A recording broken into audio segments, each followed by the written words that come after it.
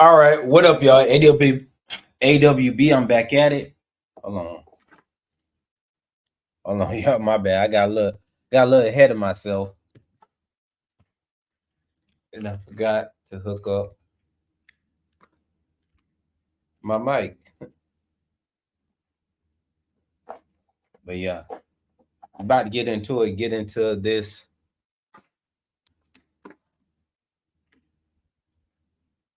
Where is that cord? Yeah, we're about to get into this case with the canine, the canine that was sent to attack this young man who was just trying to get home when they pulled him over. Okay, we good. Make sure this lined up. Y'all let me know if the sound is good. Make sure I switch.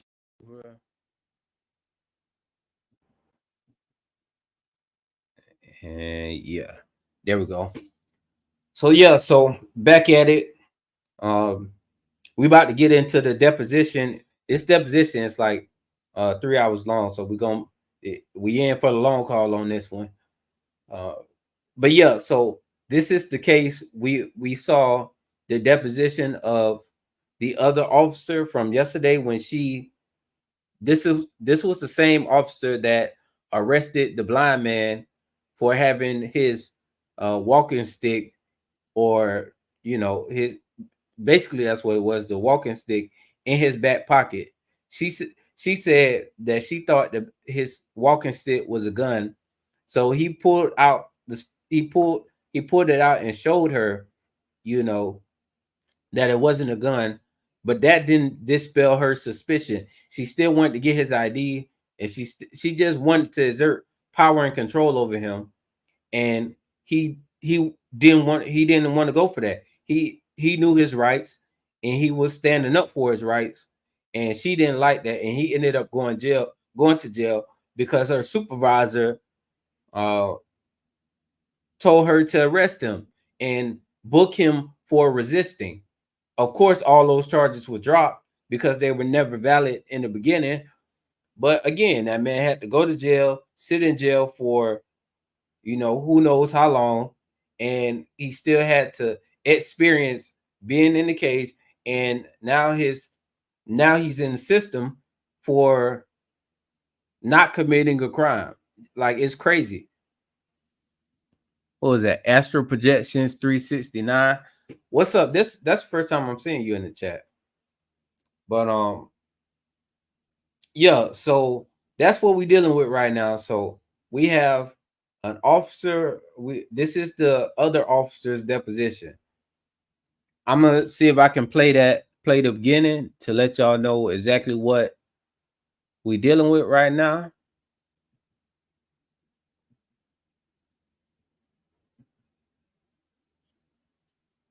Show y'all the exact case we're dealing with.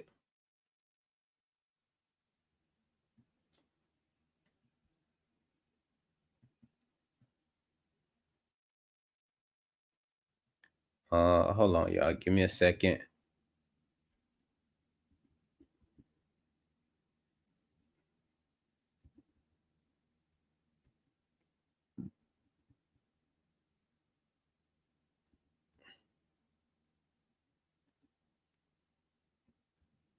So it's Bowman versus Columbia County.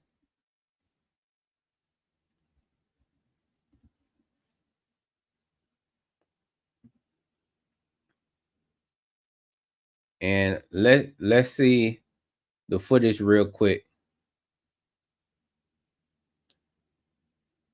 Like, they literally sent the dogs to attack this kid, and the whole reason they stopped him was for a tail light that was out. So they see this car and the tail light is out, so they tried to pull him over. He kept going until he found a safe lit area, and as soon as he got to that area, you know, everything blew up because now they were treating it, as they say, like a felony stop. with guns drawn and screaming, yelling. I just don't understand why they think screaming and yelling is the way to go when they're trying to de-escalate a situation. Like it makes no sense. Why would you?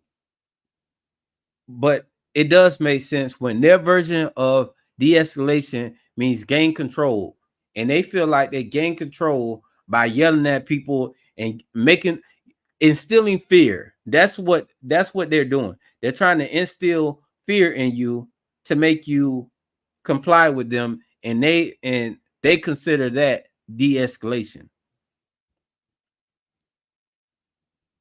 And that's based on the testimony that this officer gave. Unbelievable.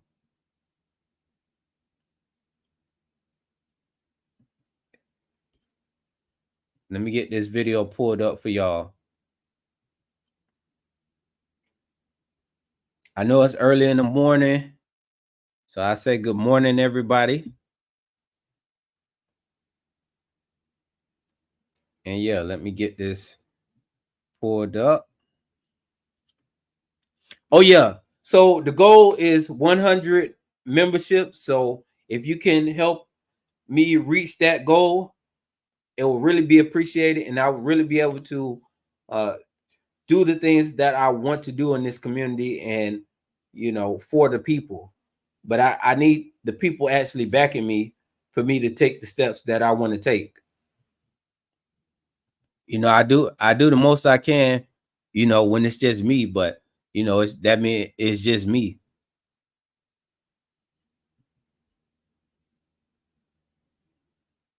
Stop in Columbia County escalated, ending with a police canine mauling the driver. The incident raising a lot of questions. What they just did, based on their actions, based on the video, based on the reports, they violated every policy that they have.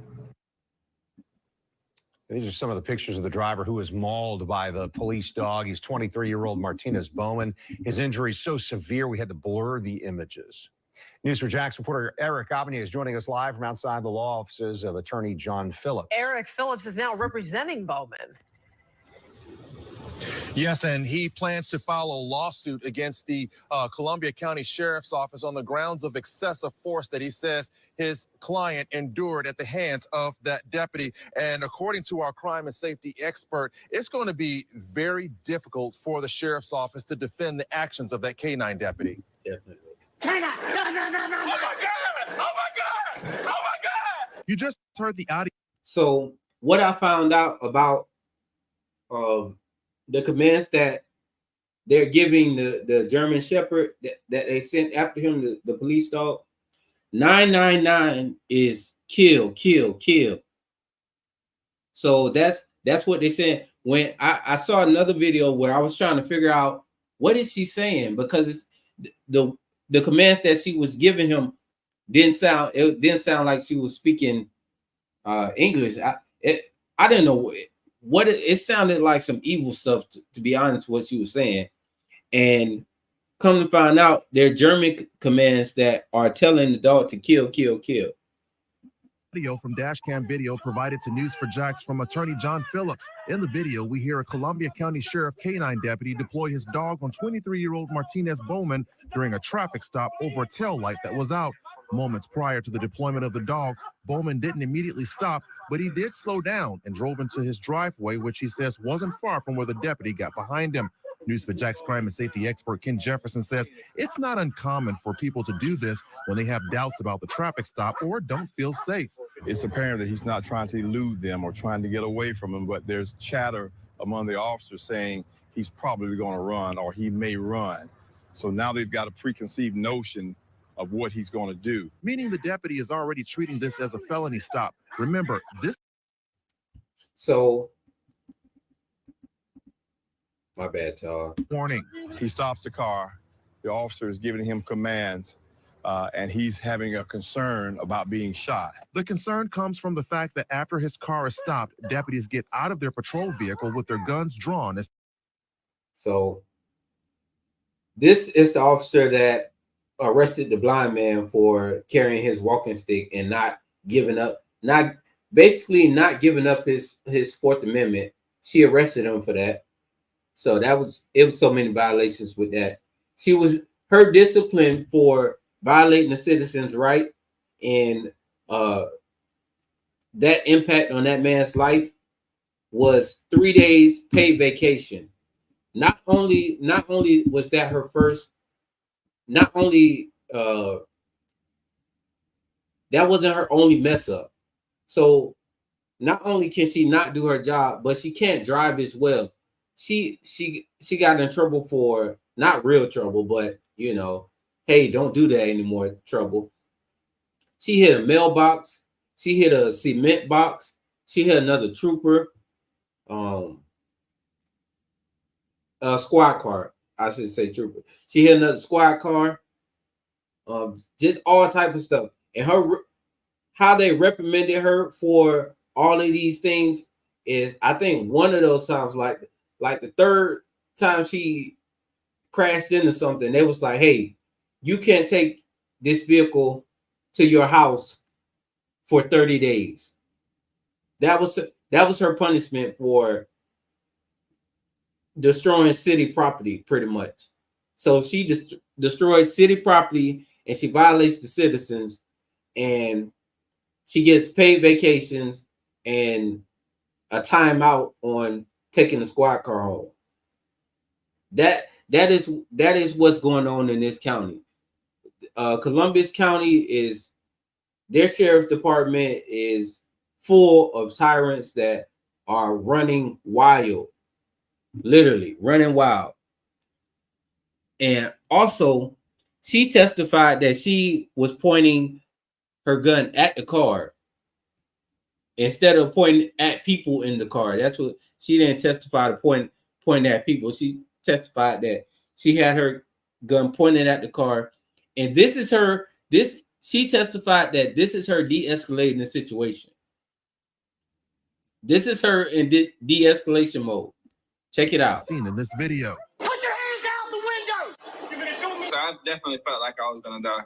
Jefferson says when an officer gives you a command during a traffic stop, you should always follow the commands. But he also says this incident was not treated as a typical stop for a tail light that was out, but rather a felony takedown with their guns drawn and a recorded statement by the deputy saying Bowman may try to run. What made them feel threatened to pull their guns out and try to extract this person out of the car at gunpoint? The deputy yells at Bowman to walk backward towards him.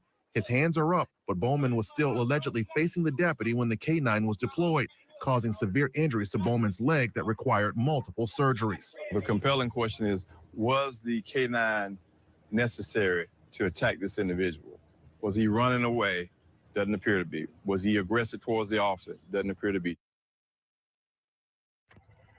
Now, Jefferson went on to say that based on...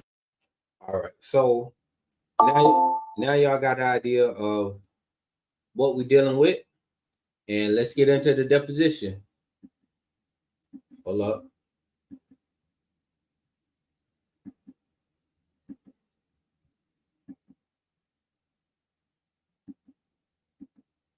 I just had it pulled up. Y'all give me a second. Give me a second, y'all.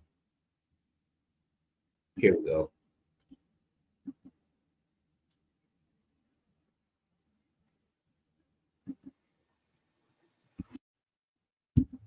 This is the video recorded deposition of David Harvey in the matter of Martinez Bowman versus Mark A. Hunter et al.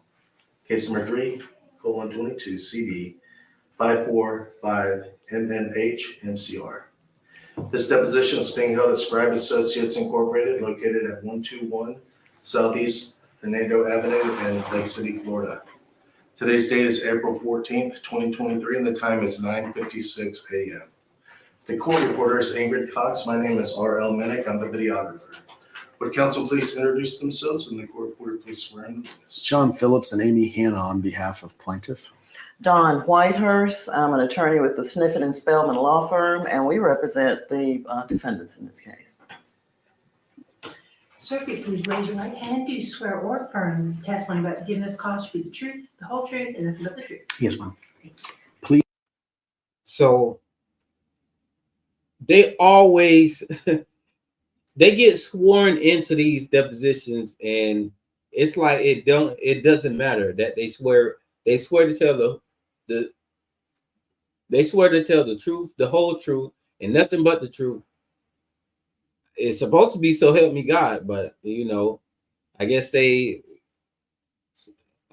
don't know how they feel about that part, because I think did they say that? Testimony about giving this cause should be the truth, the whole truth, and nothing but the truth. Yes, ma'am.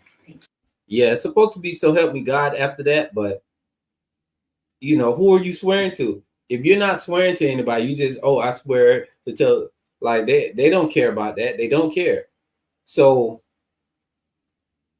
he's about to, let's see if he tells the truth after he swore to tell the truth. Please state your full name for the record. David Allen Harvey. Are you currently employed? Do I have a job? Yes. Yes, sir. Are you currently employed in a job that you would have a title? Like, are you employed with law enforcement? No. Okay. Well, I am a reserve officer. I just went reserve with Jasper Police Department. Okay. Is Mr. Harvey okay to refer to you today? Yes, sir. Okay. My name's John Phillips. It's good to meet you.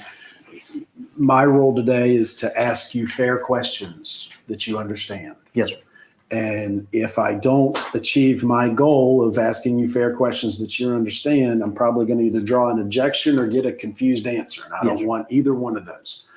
So if you don't understand my question, please stop me, ask me to rephrase.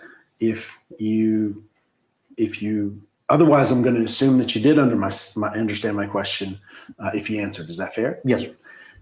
Yeses and nos are much better in a deposition, and we do have video to kind of see head cues, but yeses and nos are better than uh-huhs and uh-uhs. Us Southerners kind of rely on uh-huhs and uh-uhs a lot. So try to stick with the verbal responses instead of nonverbal or kind of our slang. Finally, if you want to take a break for any reason, let me know. I'm dealing with kidney stones right now. Okay. So, fair enough. Ain't no joke. I've never had it. The people tell me that if you drink a lot of sweet tea, sometimes that's a part of the problem. But and energy drinks. Right. Okay. Well, even worse. Let the record show. Amy just freaked out. Okay. Well, we'll get started. So, where are you currently employed? I drive a truck for TMX Intermodal. And what is TMX Intermodal? They haul containers out of Jacksonville Port. How long have you done that? Going on a year and a half now. Well, yeah, about a year and a half. Do you have any other co-employment or other employment? No, just as a reserve officer with Jasper PD.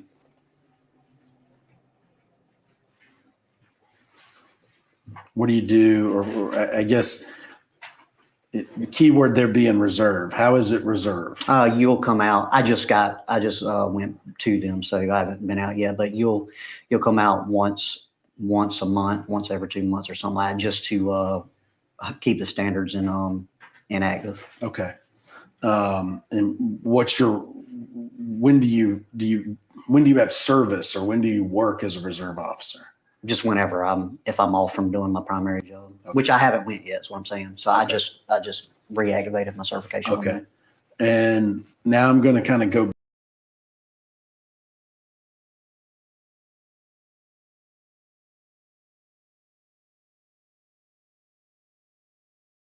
at 16, and my correction certification, and then crossover to law enforcement certification. Okay.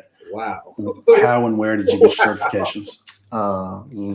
Correction certification was the first one, 2003. And wow. This is who they hiring. And what makes this so funny is that trolls back this. They back people like this, and then they try to talk about me. Oh my goodness. At Florida Gateway College. The crossover was a year later in 2004 at North Florida Community College in Madison. Okay. What was your first job? First job ever? Yes. A raised nursery in Sanderson, Florida at age 15. Okay. What was your first job related to law enforcement or corrections? I went to Florida Department of Corrections in 2003. How old were you in 2003? 19. Okay. Tell me about that. I was there for what, like the duties or what? Yeah, sure. I started out as just a correctional officer, which is, I guess you'd say layman terms, a guard. Started at Union Correctional, went to transferred a few months later, transferred to Hamilton Correctional. Stayed there for 3 years, I think. I was a outside grounds officer around 2006. Then I I had my law enforcement certification, so I went to work with Department of Agriculture. Stayed with Ag for about 6 months. Went and got my CDL license. You want to know all my jobs or just? Sure. Okay. Went and got my CDL license in 2007. Drove for about a year and a half. Decided that this didn't have no retirement at age 22, 23 now. So I went back to Florida Department of Corrections. And when I went back in, I think it was 2008 or 2009, I started out as just a regular correction officer for a year, got promoted to sergeant at Columbia CI, was a sergeant for about 4 years, during that 4 years, transferred back to Hamilton CI, stayed there for a little bit, transferred to Swanee CI, stayed there for a little while as a sergeant, and then I promoted to lieutenant at Martin CI down in South Florida. I stayed at Martin CI for just a few months, and I went full-time from there to Jasper PD in 2014, I think.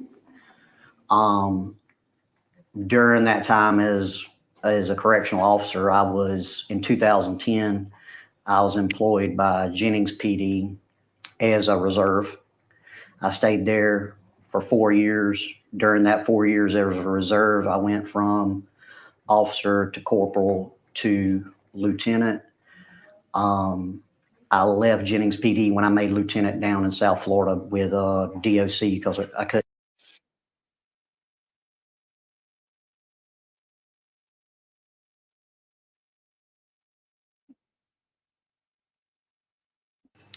Stayed with Jasper PD for 2 years.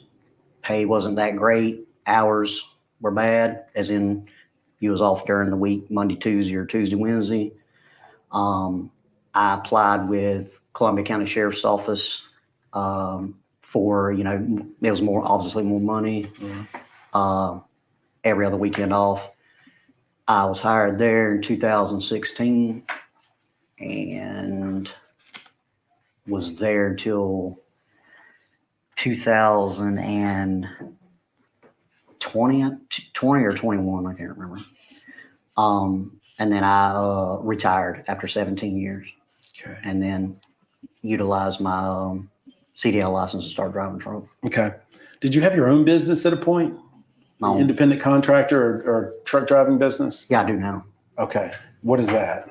I buy the truck. I bought the truck and I lease on with the company TMX Intermodal. So Okay. I work for them, but I own the truck. Okay. And is that what the Blue Line? Custom Services. Yes. Yes. You have to have your own business name to. Okay. Because you're like I guess, independent contractor. Certainly. So you get paid through TMX, or do they pay Blue Line and then you pay? Blue Line pays you. Do you understand? Yeah, TMX pays Blue Line, and then I'm an employee. Okay, very good. You're from Jasper? Yes, sir. Okay. And it looks like you took a pay cut to go to Jasper Police Department. Yes, sir. And on your employment history of whatever it is, at some point you said you did that to pursue your dream to be a full-time police officer. Yes, sir. Tell me about that. Taking a pay cut to Taking a pay cut and pursuing your dream. Tell me about what you meant by pursuing you left the Department of Corrections to pursue your dream to be a full-time police officer. That's what I always wanted to do, is be a full-time police officer instead of working in the prison. I've done 9 years in the Department of Corrections, and a lot of times in the jail system, you're in the jail system before you go into law enforcement. So that's why I left. But it really wasn't a pay cut because of overtime. Okay. I probably made more money in overtime than when it equaled all out. Fair but it enough. was a pay cut, yeah. As an Base annual pay salary, cut. yeah. Okay.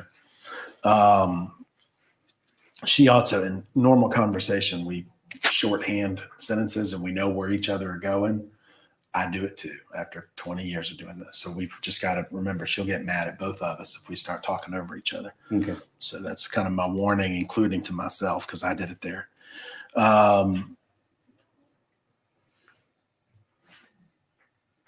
Did you know anybody at Columbia County Sheriff's Office when you applied to work for CCSO? I knew the records person over there, but that was it. Okay. Why Columbia County Sheriff's Office? Because I live in Jasper, and that's probably the highest paying in the area. What position did you start at Columbia County Sheriff's Office? As patrol deputy. When you retired, what was your final position? I had several different jobs. I was a canine handler. I was assigned to SWAT. I was assigned to the DUI team. I was assigned to Honor Guard. I was assigned to the criminal interdiction team. I was the agency inspector for the breathalyzer machine, intoxilizer.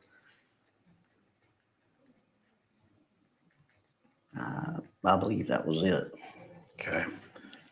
Did each of these come with extra pay? Let's just go through them. What'd you say your role was with DUI? The DUI team. Okay. Tell me about that. It was a team that I actually formed, and you would come out on certain say like holiday seasons, like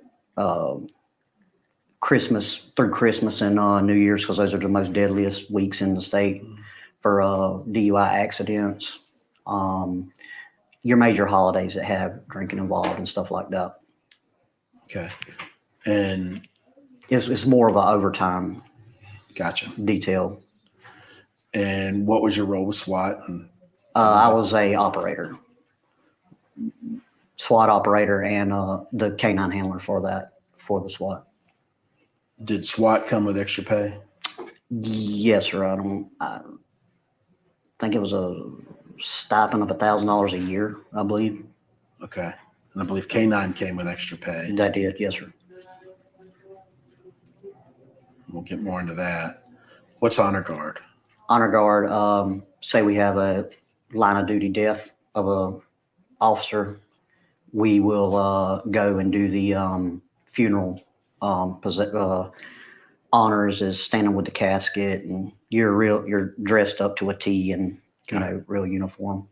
Some of these things you're not going to know the precise answer to, but if you're guessing, let me know you're guessing. And this is probably one that I'm kind of calling for a guess, unless you know. I'm from Jacksonville. Mm-hmm. How big is Columbia County Sheriff's Office? Like, how many officers did it have when you were there?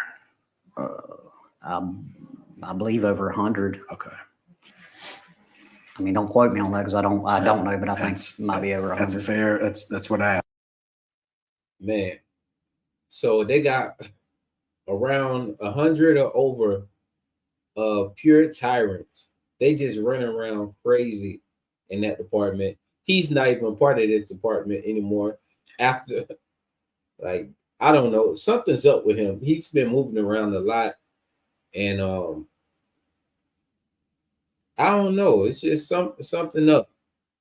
Like, so after you sit the dog on somebody, you decide you're not gonna be in that county no more. After, and also that dog that they sicked on him died not too long after that situation. So, thank you. Ask for.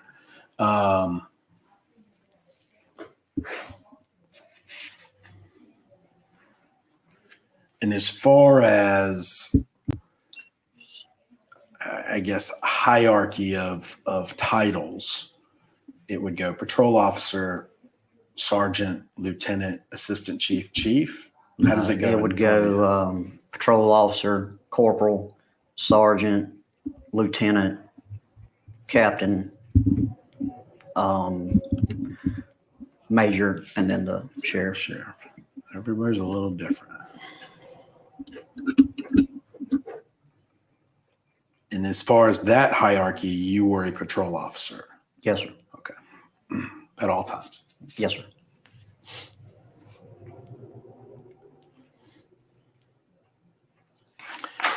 Had there, while you were at Columbia County Sheriff's Office, did you receive any discipline? No, sir. Okay. Why'd you leave? I retired. How you retired? Why'd you retire? Because the trucking industry pays a whole lot more than the government industry. Okay. Try to pursue more for my family and myself.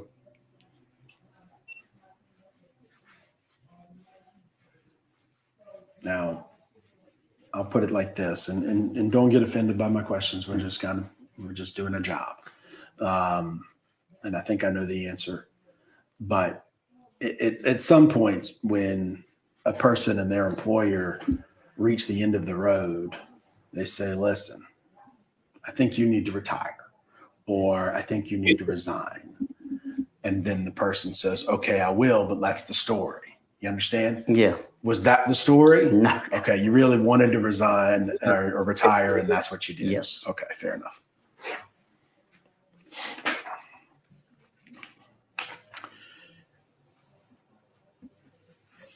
Who is it Drago or Drago? Drago. Drago. Who is Drago?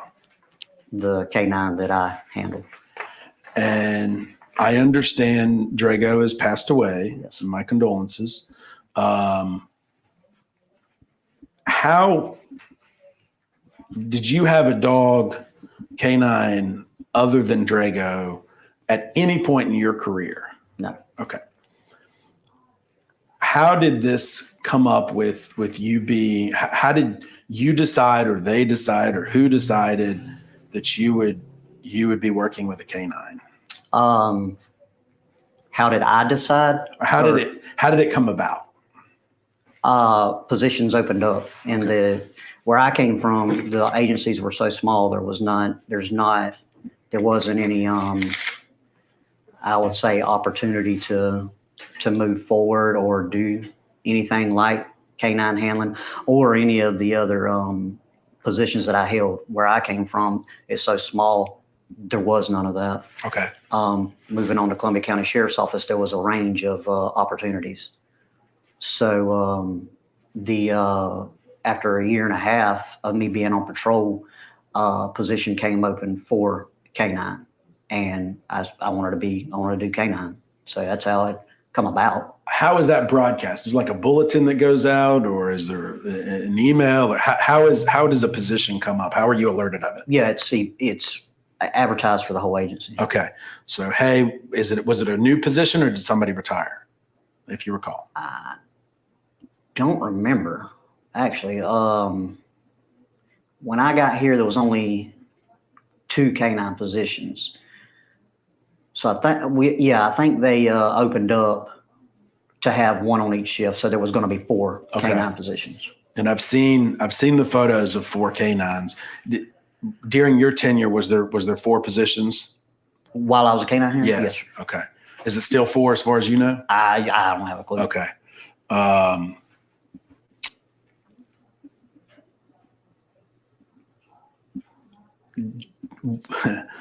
Which came first, the position or Drago?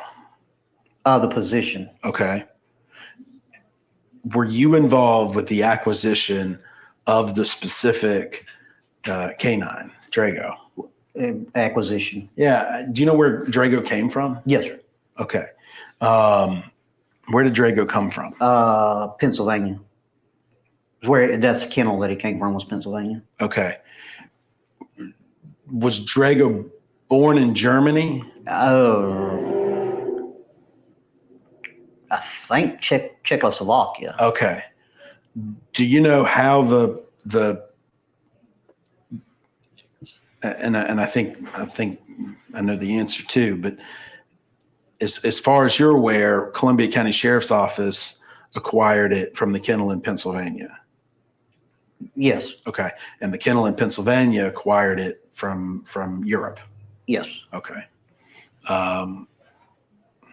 Do you know if the kennel in Pennsylvania had German Shepherds that weren't trained in Europe? I have no idea about that. Okay. How old was Drago when Columbia County, when you first were assigned Drago? I think 1.5 years. Okay.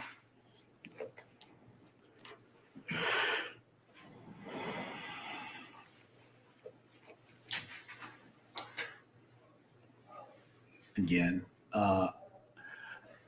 who taught Drago German? Go check to the form.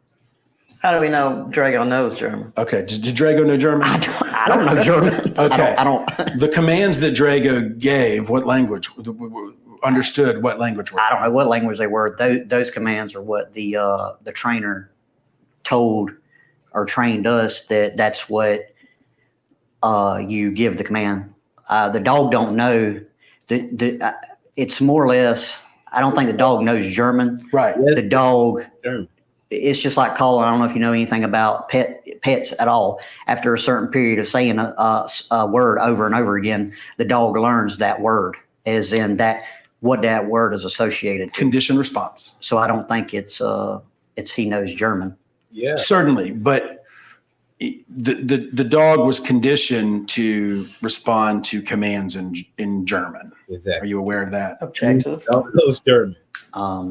If that was is the commands that I give him, is that German? I don't know the German language. All I know is the commands that I'm given are told to tell the dog over and over again through 6 months of training. Let me back up then. What were the totality? Tell me all of the commands that you were trained to give or use with.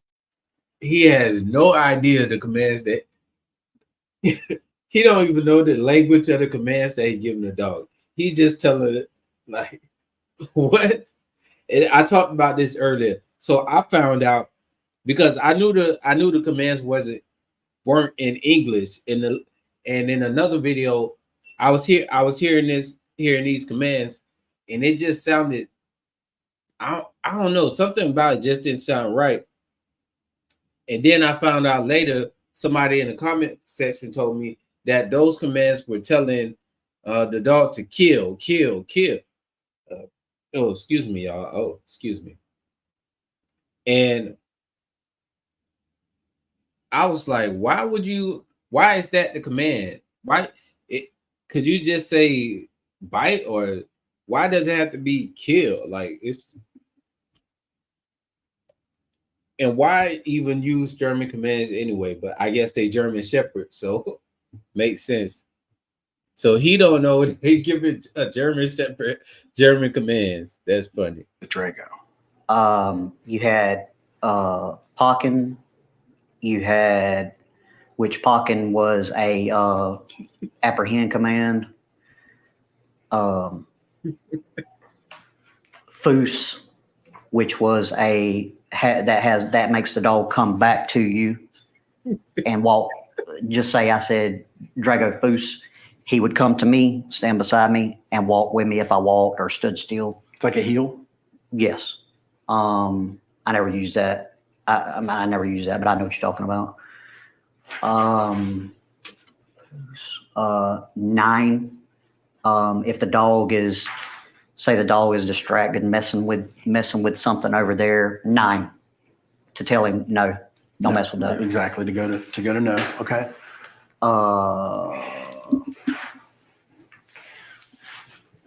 Plots. That was So I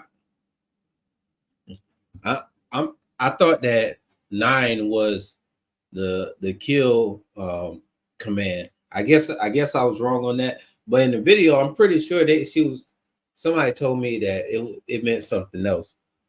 But I could be mistaken on that, you know. I don't claim to be right on everything.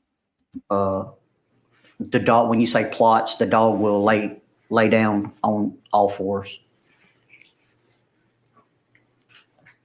I believe that was all of them.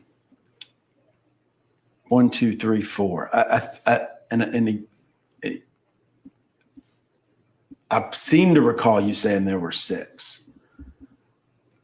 And I'm well. I haven't been a canine handler in fair enough in a year and a half. So I mean, these commands were on a daily routine. That's all I can remember that there was. Okay. Was there a command for speak? Speak? Yeah. No. Okay, like telling a dog to speak. Was there a command for sit? Sit. Okay. Did you pronounce it sit or did you pronounce it seats? No, sit. Okay.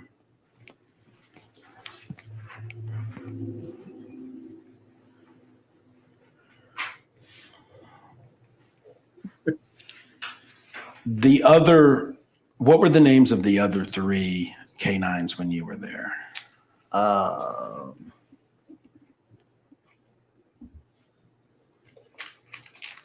Rick was one. I think Jaeger was one.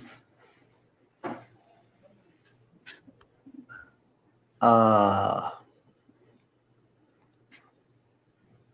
can't remember what that other dog's name was.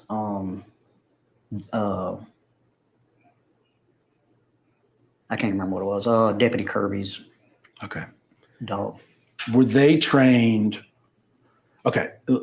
You'll agree that you had to explain to me, like with 9, that 9 meant no, right? So the word 9 was used instead of no. Yes. Why? That's what the trainer told us. That was the word. That was the commands given from the trainer. Okay. And are you aware that the word 9 is German for the word no? I know it means no to the dog. I don't know that it's German. Okay. For no. Was Rec trained with these? I've owned a German Shepherd that knew English, that's parent knew German. And so I'm a little aware of the condition response training.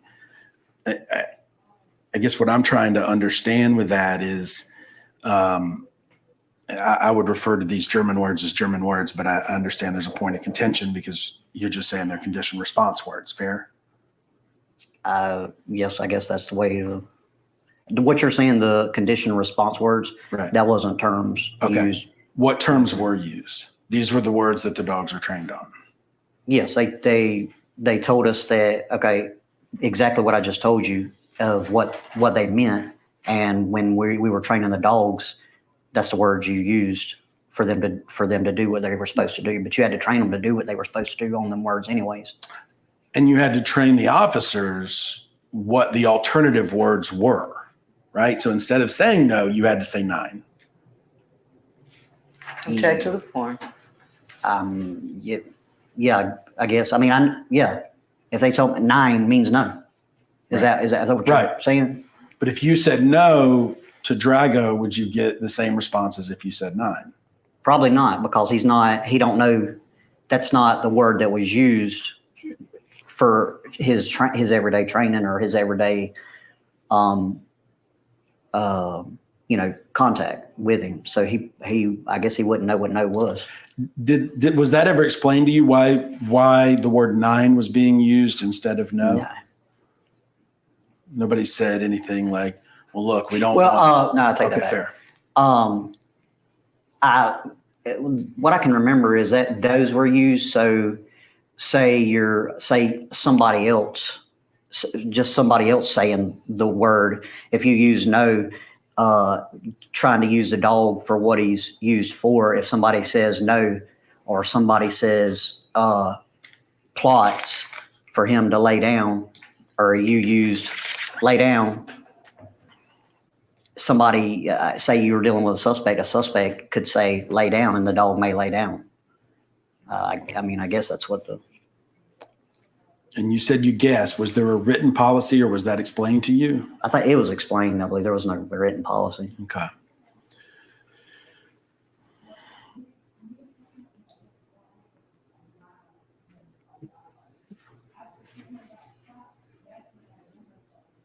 Okay. But Reckon, Yeager, the other dogs were taught these same words by Columbia County Sheriff's Office. We were all three dogs were in the same school together at the same time. And what school was that? Alachua County Sheriff's Office. They do their own training, so that's who we trained with. And is Alachua the ones that trains with these specific words? Yes. Okay. And do they bring the officers to that training that are going to be assigned those particular dogs? Yeah, you train, there's no before training. Okay. The dog gets trained before you're training the dog the entire time. So when you get the dog has no training whatsoever. So the instructors train you and the dog together. Okay. And then this becomes essentially your responsibility 24/7, fair? Yes. The dog doesn't check in and out of the sheriff's office like a book, right? No. Okay. You're responsible to make sure it gets its veterinary care and food and water and all of that. Is the officer assigned Drago? Yes. Okay.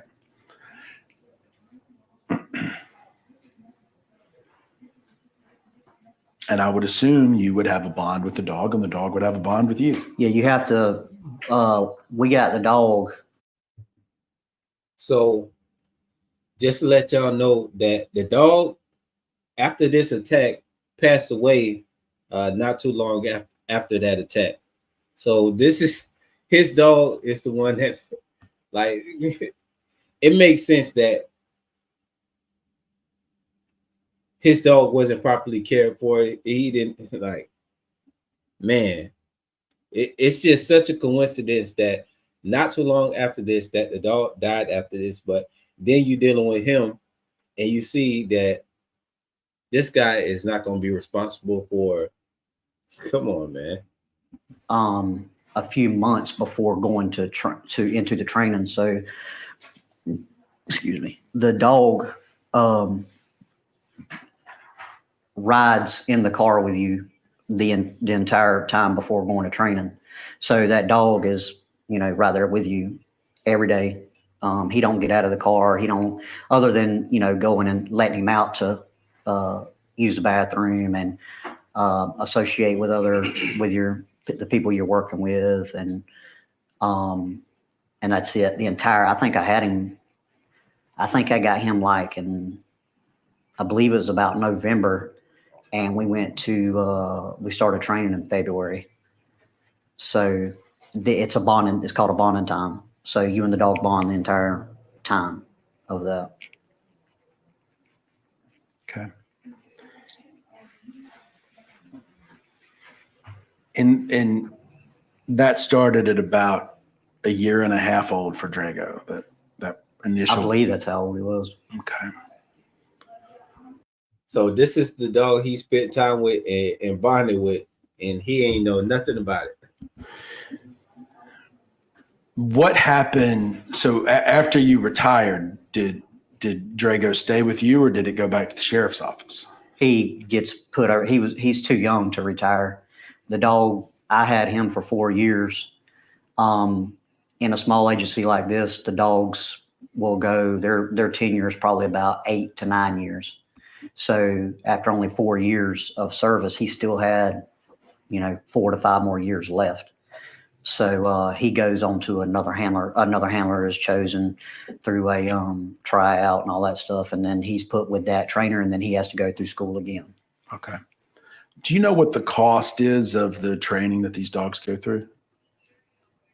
Well, I mean, you and that dog are in training for, I think it's about 6 months. There's hours on patrol and there's hours on narcotics. I don't remember what those hours were. I mean, there were a lot, but I think it was about 6 months of training.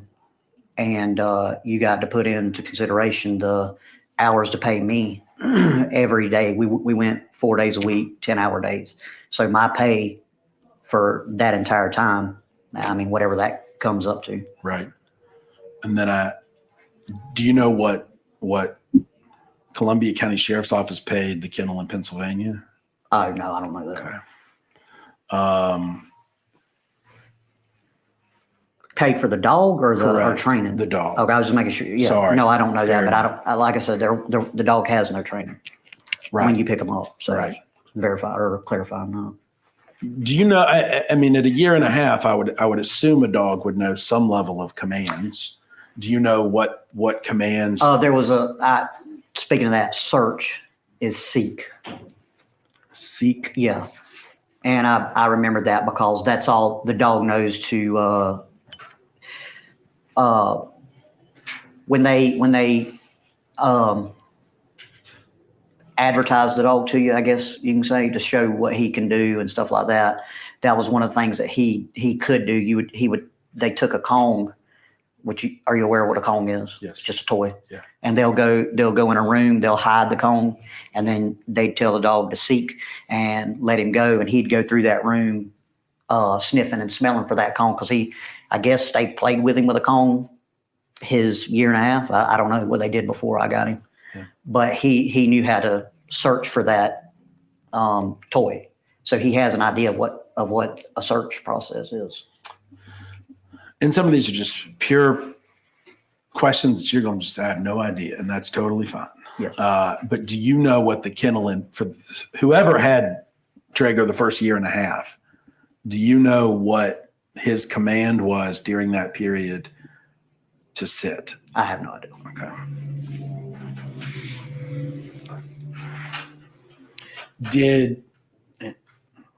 I don't know. It's perfectly There was fine. another one too, hups, which was up. Say to jump into the car. Ups. Yeah, it was, I think hups is how it was pronounced.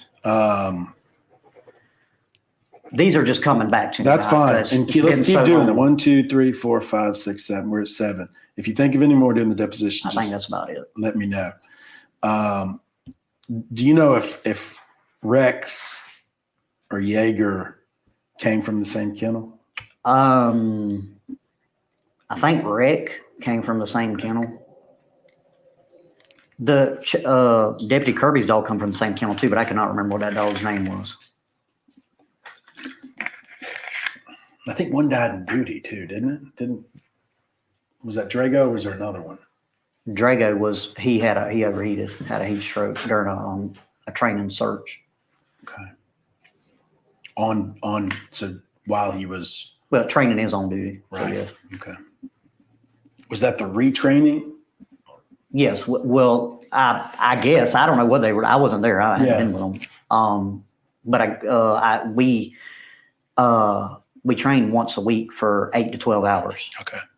For continuous training. That day's taken completely out for nothing but training every week. Every week. Every week. You're training with the dog. Well, you're training with the dog every day.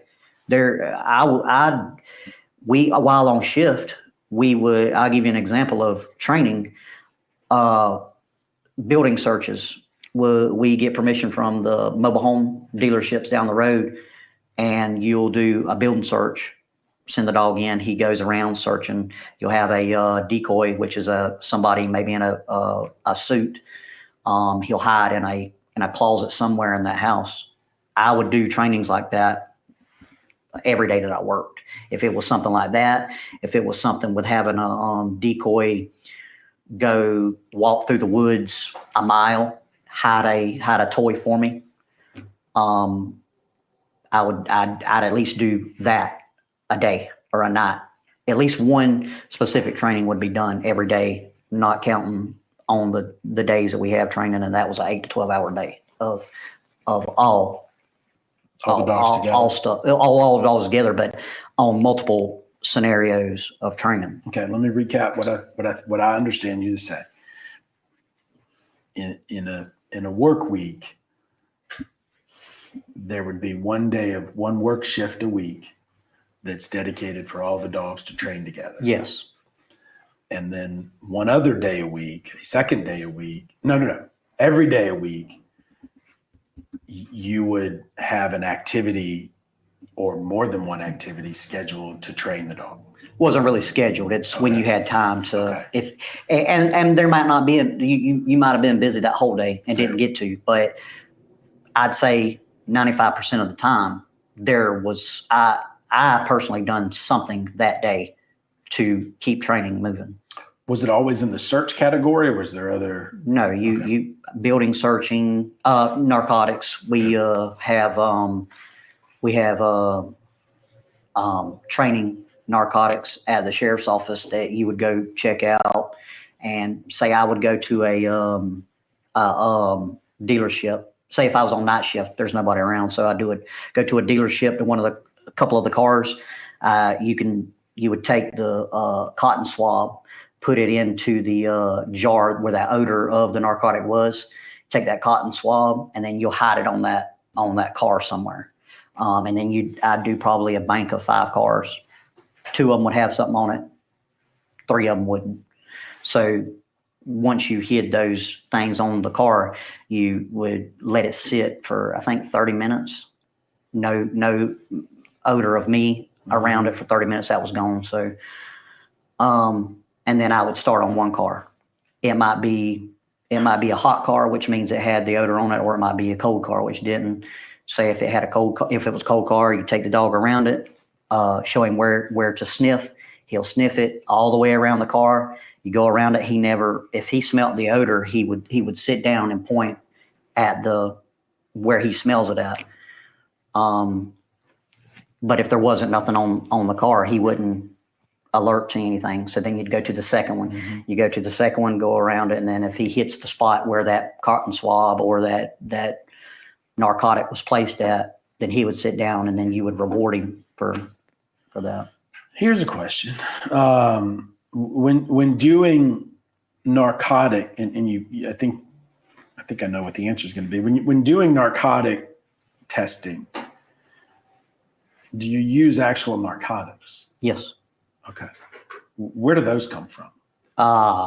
DEA. You request them from DEA. DEA packages them for you, and they get sent to the sheriff's office, and they stay in a locked inventory locker until you check them out, sign them out, go use them. When you're done using them, you check them in, sign them back in, and that's it. Use them for training. Right. There's training narcotics. Right. Not use them recreationally. I assume they stay in some sort of sealed container. Okay. And then how do the cotton swabs work in? What do you mean? You talked about like using cotton swabs that have scent of drugs. No, I would take, because if you take cotton swabs and say if you have let's just say you have a bag of marijuana here, the bags are sealed up, but you can stick a cotton swab in that bag that's there, seal it up, and over a period of time, it'll gain that smell of what was in that bag. Okay. So it's a fainter smell. So you're not only training the dog with the physical narcotic, you're training with an even fainter smell that he's able to get the whiff of just the faint smell. So it's a more challenging training, I guess you could say. So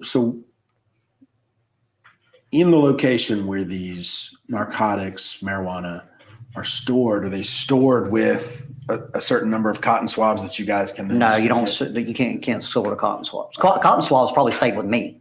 They're not. A cotton swab's not nothing that has to be under lock and key. Right. So,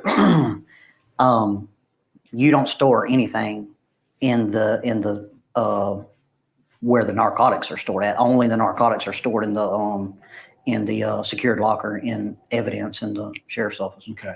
And then you would go, for instance, to do your daily training, you take a cotton swab and Whatever I was going to train with that day, I could take that cotton ball. Yeah. So, not a Q-tip, but a ball.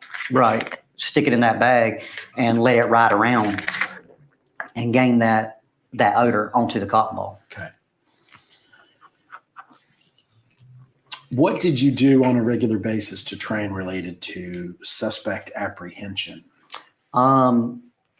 Just like the building search on a regular basis. I mean, there's scenarios with, say our once a week training, it consisted of scenarios such as building search apprehensions, traffic stop, suspect refusing apprehensions, suspect running apprehensions. These are all scenario bases that we trained on and the scenarios are what a police officer, law enforcement officer does every day. You're going to run into the same things not every day, but you're going to run the same things often. So that's on our trainings, that's what you do scenarios on. So, I mean, a building search, somebody broke into a home, they're hiding in a closet. That's something that you would run into in a real life situation. So that's what the dog is trained for, real life situations. Okay.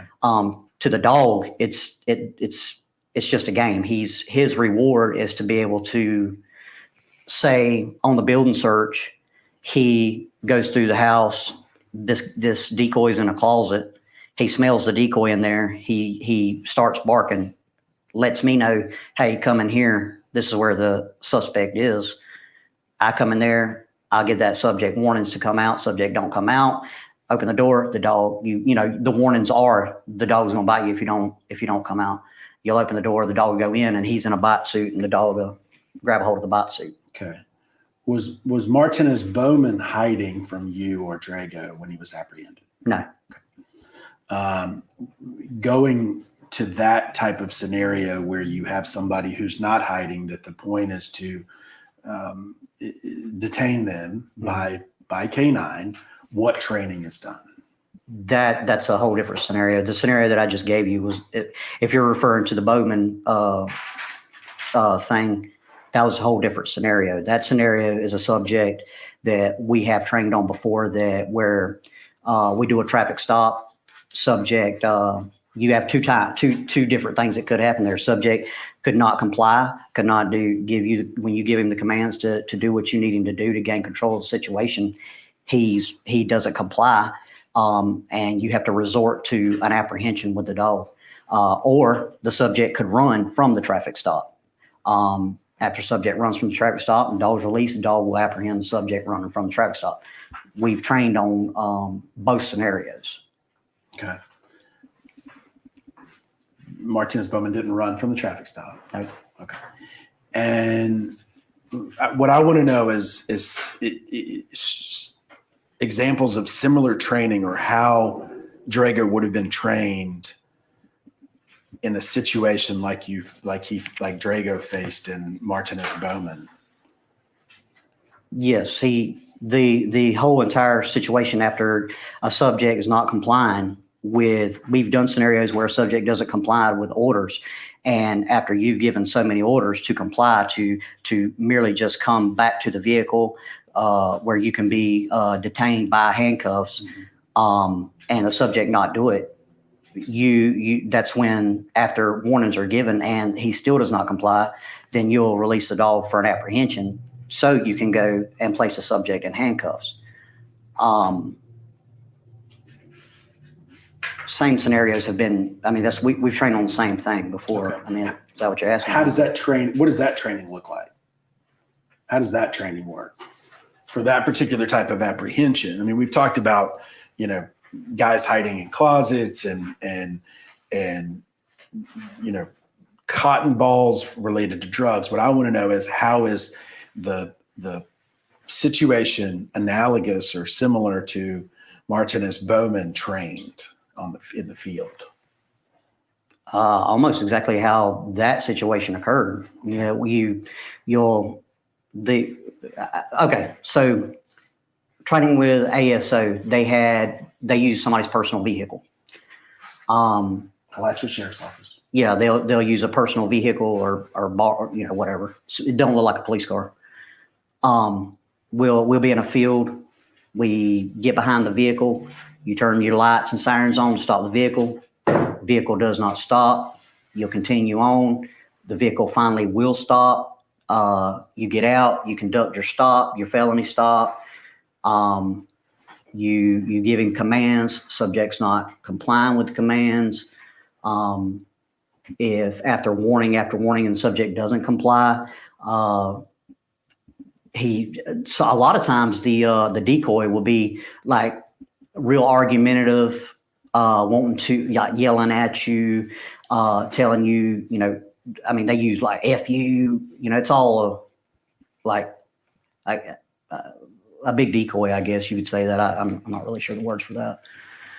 But, and then after the subject doesn't comply, after so many warnings are given, then you'll release the dog to him. Now he's in a bite suit. Right. So, and then when you release a dog to go after him, he'll apprehend the subject. Then you run up there, place the subject in cuffs, release the dog from the subject, and then your team comes and carries him off like he's going to a car to be placed in a car. Okay. What do you mean by big decoy? You said decoy? A big decoy. A what? A big decoy? Is that what you said when you're referring to the person in the suit? Just a decoy. I don't. Okay. There's no big, little. Okay.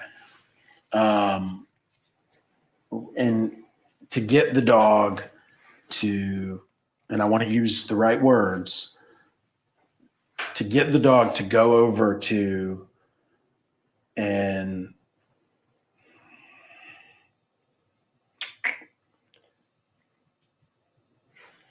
let me use your words. Dog's by your side. This referring to training. The dog's by your side. What is it called to send the dog over to apprehend somebody? So the dog's not by my side. The dog is on a leash. Okay. Until you pull, or he might be on a short traffic stop lead. Most of the time, you don't have to even give the dog a command, because he's done. When you first train the dog, you tell him pocking. After the dog's done this so much, you don't have to tell him anything. He already knows what's going on, because when you let him go, he's going to go do what he's done before. He knows what we're doing. He knows there's fixing to be a bite here. So if the subject doesn't comply, he's going to go. So most of the time, you don't even have to tell the dog anything. You'll let him go, and then he'll do it. But to apprehend somebody, the started off training was you tell him pocking. Okay. So when you pull Drago out, is it your testimony that Drago knows that this is a pocking without you having to tell him it's a pocking? He knows it as possibly. Yeah, he knows it because that's what the training is about. Right. Because you're not just gonna bring a dog out and just I'm not gonna let him go at any time, because he might go over there and think that that's what this is. But yeah, I mean he's done the scenarios so many times that to a dog it's a game. The dog don't know that this is we're taking somebody into jail or it's an apprehension. He thinks it's a decoy anyways, because when we do the decoy, scenarios, the person puts on regular clothes over the thing so it don't look like these suits are blue. So if the dog is trained on just that blue suit, the dog might think, well, all I do is go apprehend somebody with a blue suit on. Right. You know, so that's why they wear the clothes over top of it, so it looks like a normal human being that we would be in a scenario with. And I assume those suits have padding and material that is designed to be bite proof. Of course. Okay. Whereas a civilian doesn't. No. Okay. So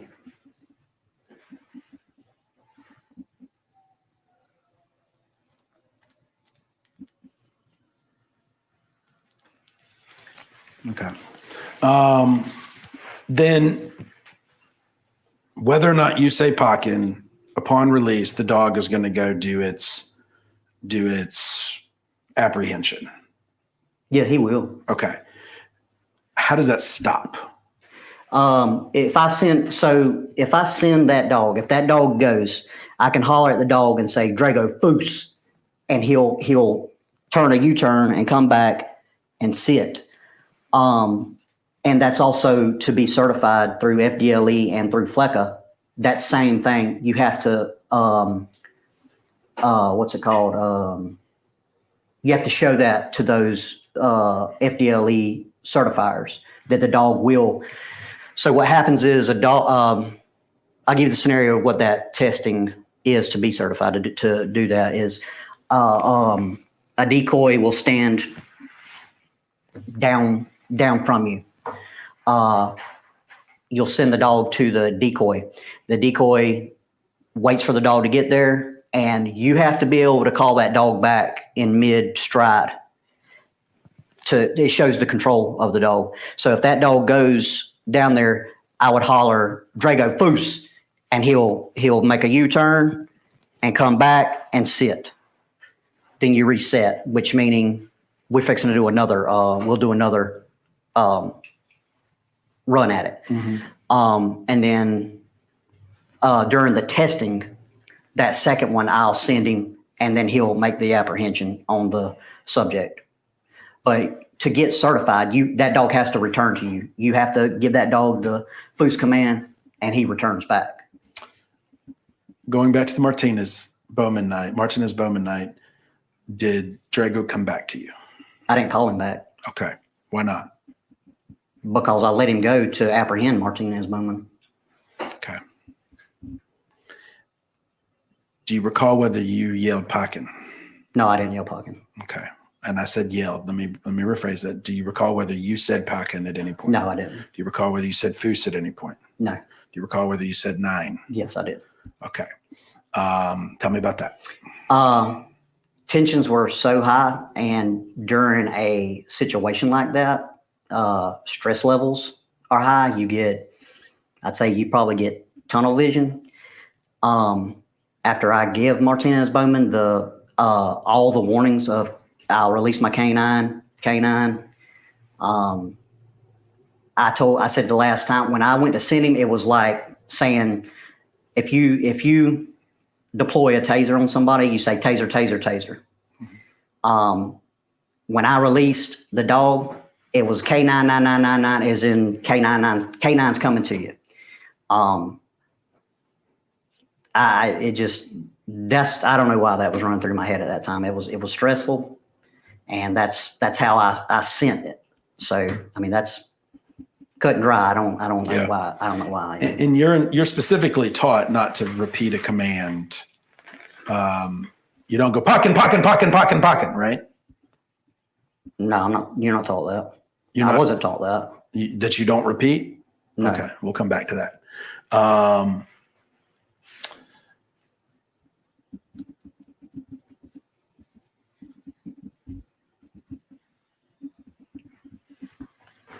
Here's a weird question.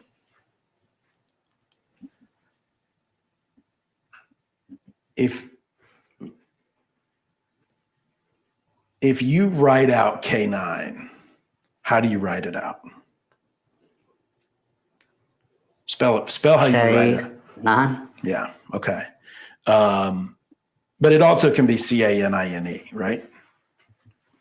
Canine. Oh, yeah.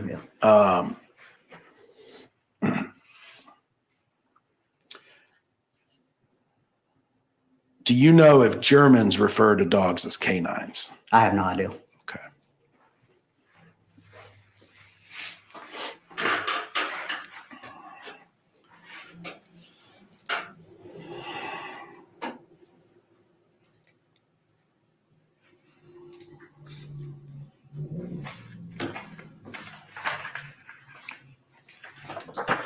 Did you have any military training or background, including reserve experience? No, sir.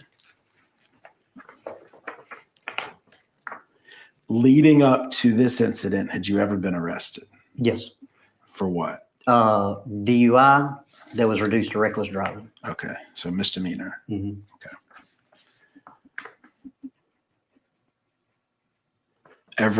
Ever gone by any other different names or social security numbers? No.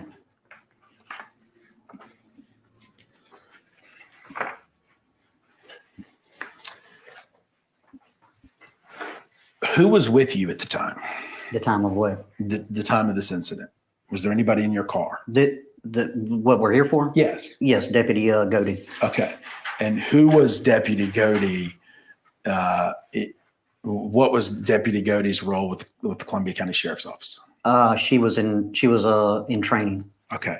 How does that work? The new hire will get 3 phases of field training from an officer. Or it's called. I'm a field training officer too. That was one of my other roles too. I forgot to say. Sorry. The new deputy gets 3 phases of training. I think it's been a while since I've been there, so I'm trying to explain what each phase is. I think the first phase is more of your radio skills, driving skills, map of the county, figuring out that you know your way around the county, your first contacts with people, handling calls. You're watching the FTO do the calls, and then you'll handle the next calls, stuff like that. Then you go into phase 2, and phase 2 is it starts out as traffic stops is the first part of phase 2. Then it goes to maybe report writing. I don't know what all's in there, but traffic stops is the first part of phase 2, and then phase 3 is a shadow phase where the deputy is driving 100% of the time and conducting all duties of a deputy, while the FTO just watches and makes sure that they're doing it right. Okay. What phase was she in on that evening? 2. Okay. And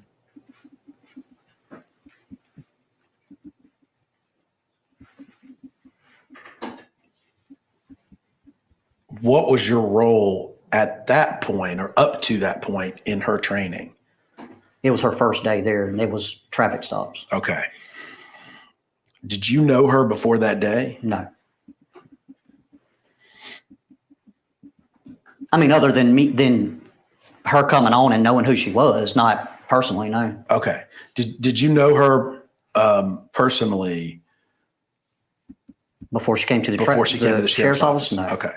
And while she was at the sheriff's office up to today, I assume you never had a relationship with her. No. Okay. And what do you mean, like a personal relationship? Like a boyfriend girlfriend thing? Yes. No. Okay. I didn't think so. Work relationship. Yeah, for sure. After training and all that, because she was put on my shift. Okay. And then you weren't related to her. No. Okay. And so this was her, as far as you're aware, this was kind of her first night out in the field? No, she had already been through phase 1. Phase 2 was traffic stop. So she'd been with another deputy through phase 1. Okay. I don't know what they did. I wasn't there. Fair enough. This was her first traffic stop. Right. Okay. Had you had a traffic stop that evening? I don't remember. I don't think with her. And I know for a fact with her, no, because that was the first one that was going to be conducted, and I was going to show her how to conduct a traffic stop, and that's how I wanted her to conduct it. And she would have took over then my driving seat and done her own traffic stops. After she saw you. Yeah, conduct the first Okay. traffic stop. Okay. So they're using him to train her, and look what he's doing. I just don't get it. So they get somebody who's not trained themselves, doesn't know what they're doing, to train somebody else to be in the same position of not knowing what they're doing. And this is who they sending out to defend to protect and serve our communities. It makes no sense. This actually makes the community more dangerous, in my opinion.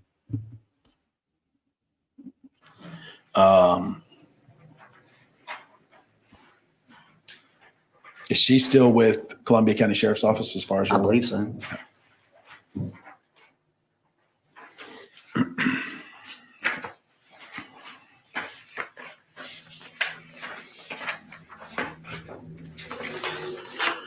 All right.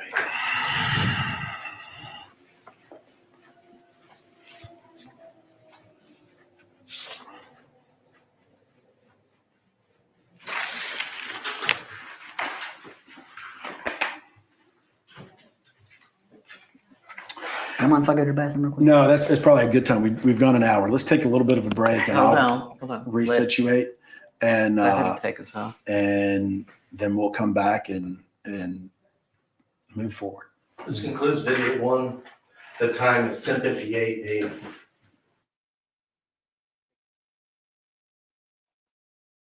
This is beginning of video 2. The time is 11:06 a.m. We're on the record.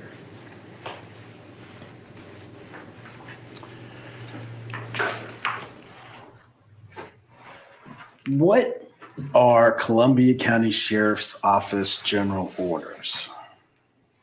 Generally.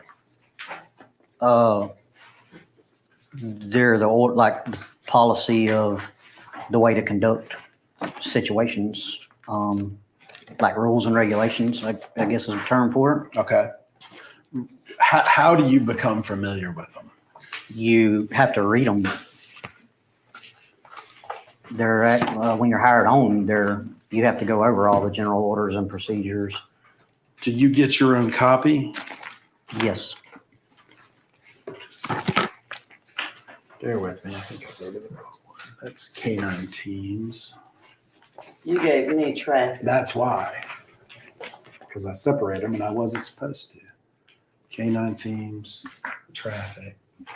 K9 teams.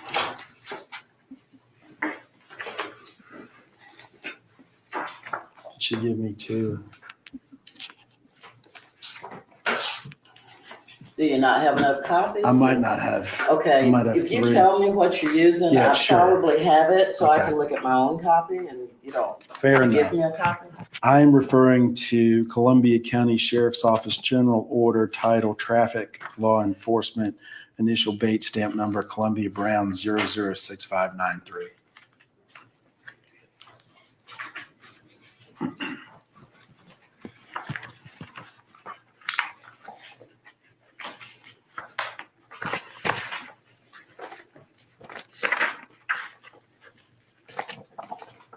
All right, so that's the one we're looking at first, traffic law enforcement? Yes. Got it. Do you get a copy of these? Yes. Okay. Where do you store it? I think I think I stored mine in my patrol car. Okay. Are they paper or digital or both? I think they're just like this, or you can go on, I think they have it on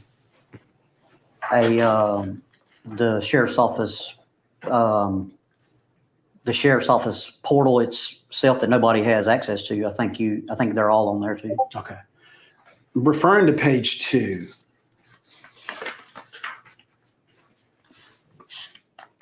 All traffic citations shall be completed in accordance with current Florida Department of Highway Safety and Motor Vehicle requirements and agency policies. Bias-based profiling shall never be used in traffic enforcement. Did I read that correctly? Yes. Okay. What is bias-based profiling?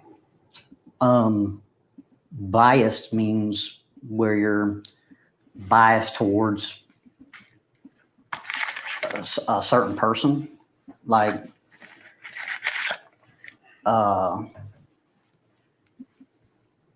just an example, kind of like if I had to judge between, this is just an example. Mm-hmm. If I had to judge between two people and one of these people was my friend, would I have more bias towards my friend than I would the other person?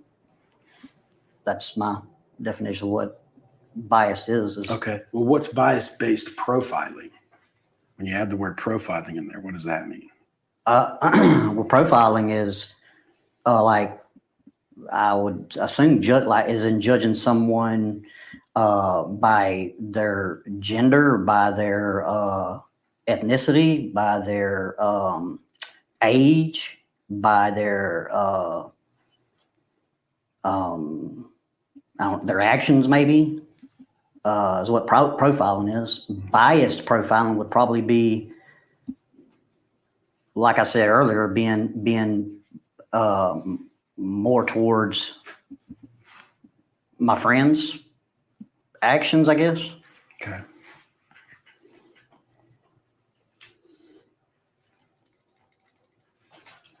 Are you trained on, at Columbia County Sheriff's Office, were you trained on issues related to racial profiling? I think we done through a Police One training online, that I think there was a racial training on that we did. Through when I was in corrections, a lot of the interpersonal skills stuff was with racial, with the training of different ethnicities and stuff like that. Okay. What did the Columbia County program teach you? Shoot, it's been a while. Most of the training is I mean, it's common sense stuff, as in, traffic stops or making contact with anybody.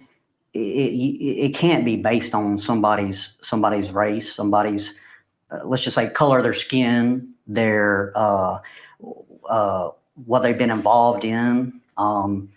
I mean, the profiling part, I mean, that could be somebody. I'm not going to judge somebody by their history. Say they have a extensive criminal history, just in the past, just because I made contact with them, don't mean they still do that. I'm not profiling that person by their criminal history because I know them.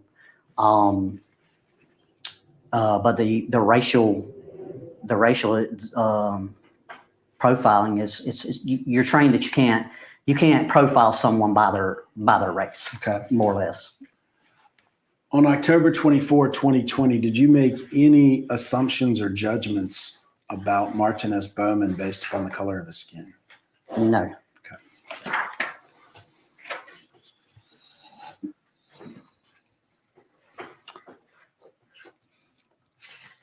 Going down to, again, page 2, paragraph 4, nothing in this order shall prohibit a deputy from choosing to exercise enforcement discretion by issuing a verbal warning or accepting a driver's reasonable explanation for a non-criminal traffic violation. What does that mean? That it's your choice to issue a traffic citation or just give a verbal. That be so for a taillight infraction? You could, yes. Okay. Did you have a personal policy about, and I understand this exceeded at a point, a simple taillight pullover, right? Mm-hmm. Yes.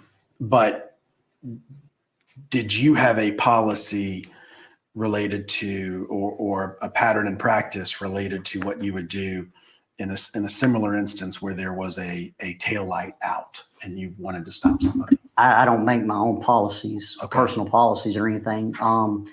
As I mentioned before, the only reason for that traffic stop was to show the deputy in training how to conduct a traffic stop. This was a merely out tail light. So therefore, subject comes to a complete stop. I get out, conduct traffic stop. Hey man, your lights aren't out. I mean, your lights aren't on. Fix them, and probably would have been just a verbal warning, so I could show her how to conduct a traffic stop. Okay.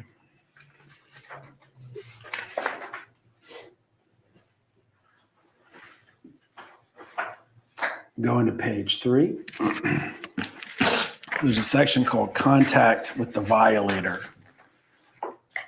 Deputies shall be mindful of the following considerations. What's number 3? Where's that at? F3. Deputies shall greet violators with appropriate title in a courteous manner. Why is that important?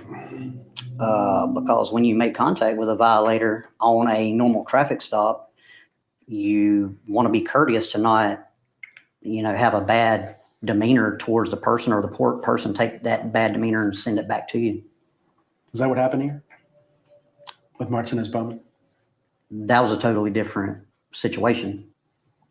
Did you treat him with a courteous manner? Conducting a felony traffic stop, I had to give him orders to gain control of that situation. So I don't know if you could say courteous, okay, but he was given clear commands to do what I was ordering to do. And I believe he was asking you a question 7 or 8 times. Did you answer his questions? What was the question? Are you going to shoot him? I can't. If he would have brung a weapon out of that vehicle or a gun at me, I would have had to. There's to protect myself, so I can't tell him no. I don't know what he's got or what he's doing. Did you explain that to him? That if you show force at me, I can shoot you?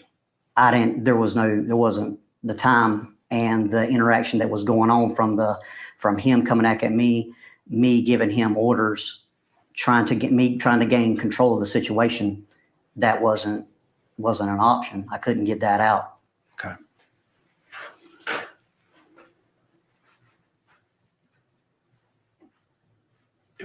What's number 5? Same. Yes. Better. During conversation and observation of the violator, the deputy shall check for signs of physical impairment, emotional distress, and alcohol and/or drug abuse. Did Mr. Bowman appear to be in emotional distress that evening? Emotional distress? Yes. After the stop was conducted? After he got out of his car. He didn't look. I wouldn't say he was in emotional distress. Is fearing for your life or expressing that you don't want to be shot a vocalization of emotional distress? Yes, I guess that probably could be. Okay. Why is it important to take, during conversations and observations with a violator, why is it important to check for signs for emotional distress? Because in different scenarios, different situations, you can de-escalate that situation. What did you do to try to de-escalate this situation? Give the subject verbal. I tried to gain control of the situation first. That's what you have to control. You have to gain control so that subject, if I give him orders, he's complying with orders, then I can start talking at a lower down, more sensible, I guess, tone that everything's going to be all right. This subject didn't allow that. This subject was high. It was high on the scale of irate, and it wasn't. He wouldn't let me gain control of the situation to begin with, so I wasn't able to even start a de-escalate. Did he curse at you? I don't remember. Did he call you any names? No, I don't think he called me any names. Did he threaten you? No. Did he? Was his actions threatening? Yes. How so? Going back into a vehicle, not complying with lawful orders. I don't know if that subject's going back into that car to grab a gun to kill me with, to shoot his way out of the situation that he's in. I don't know. It's the unknown that a police officer has to make rational decisions at once. Is it your testimony today that he got out of his car and got back in? He did get out of the car. He didn't get back in the car. He went back in it with hands and the top of his body. Yes, he did do that. How many times? I can't remember how many times he did that. Okay. Did Martinez Bowman obey your command to get out of his car? He first did not obey those commands. It took order after order before he finally stepped out of that car. And then when he did step out of the car, he wouldn't comply with what I was telling him to do. He wouldn't. The procedure on a felony traffic stop, when you're conducting a felony traffic stop, it's priority for the safety of the officers and the subject that you're dealing with. You don't want to have to hurt the individual that you're dealing with. And so these same the orders given to him is the same orders we are trained on every felony traffic stop or whatever the case may be in that particular scenario. And he, after order, he finally did get out of the car. So then the orders of turn around, face away from me. He didn't want to face away from me. He was wanting to step towards me, hands. We have to keep our hands. You have to keep that subject's hands away from their waist. You can't see up under that shirt. It is common practice for an individual to carry a gun in his waistband. It's common. It's in a police officer's world, you have to be thinking ahead at all times. I want to go back home to my family, just like that individual wants to go back home to theirs. So I'm going to try to do this in the safest way and controlled way that can be done. He kept wanting to, as you can hear in the video, I'm telling him to turn around and face away. He didn't want to turn around and face away. He kept his hands down. He wouldn't bring them up. He'd bring them up sometimes, then he'd put them back down. So we have no idea. I have to make sure that those hands are not going for something quick to pull out. It may not be a gun. It could be a knife. He switch it out and then run at us. Anything could have happened. Okay. Did it happen? No, but it could have. You've repeatedly used the term want. Mr. Martinez wanted. You don't know what he wanted to do you? Object to the form. Wanted? Do you know what Mr. Bowman was thinking during any of this time? Oh, no, I'm not. I can't read somebody's mind. Fair enough. They can't read mine. Fair enough. But you do know what Mr. Bowman was saying, right? You heard him at all times, right? The shoot me thing?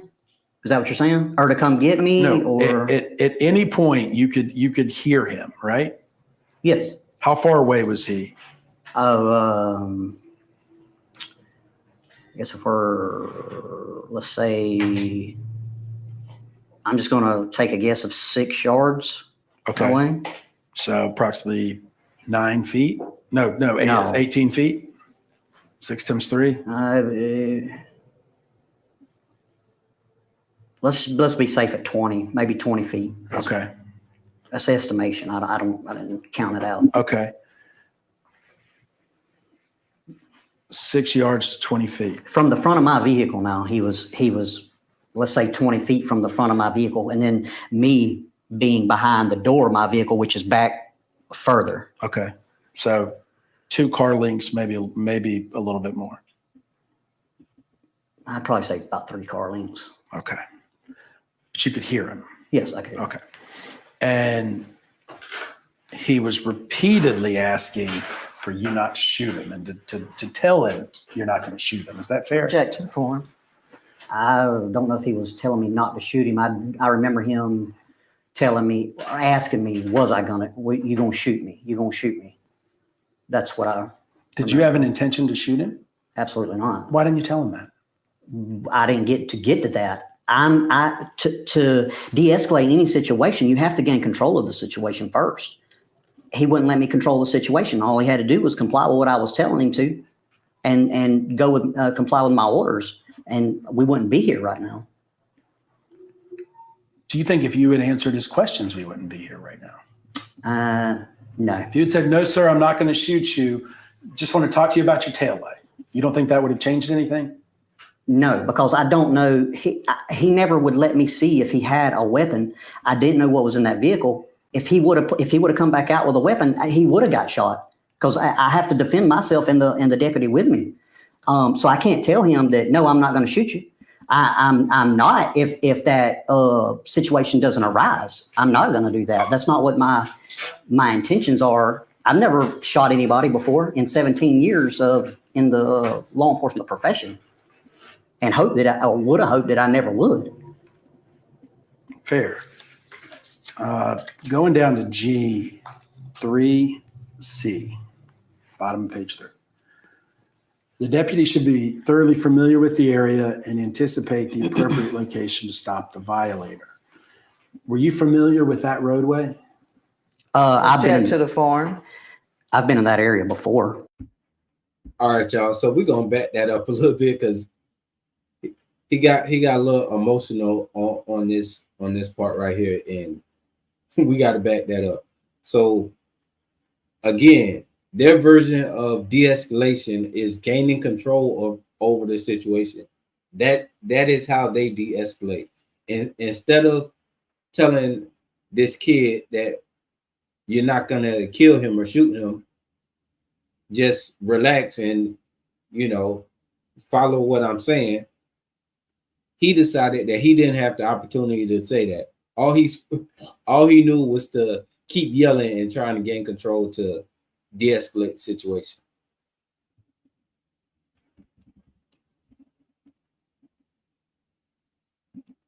You don't think that would have changed anything for you not to shoot him and to Can't read somebody's mind. Fair They enough. can't read mine. Fair enough. But you do know what Mr. Bowman was saying, right? You heard him at all times, right? The shoot me thing?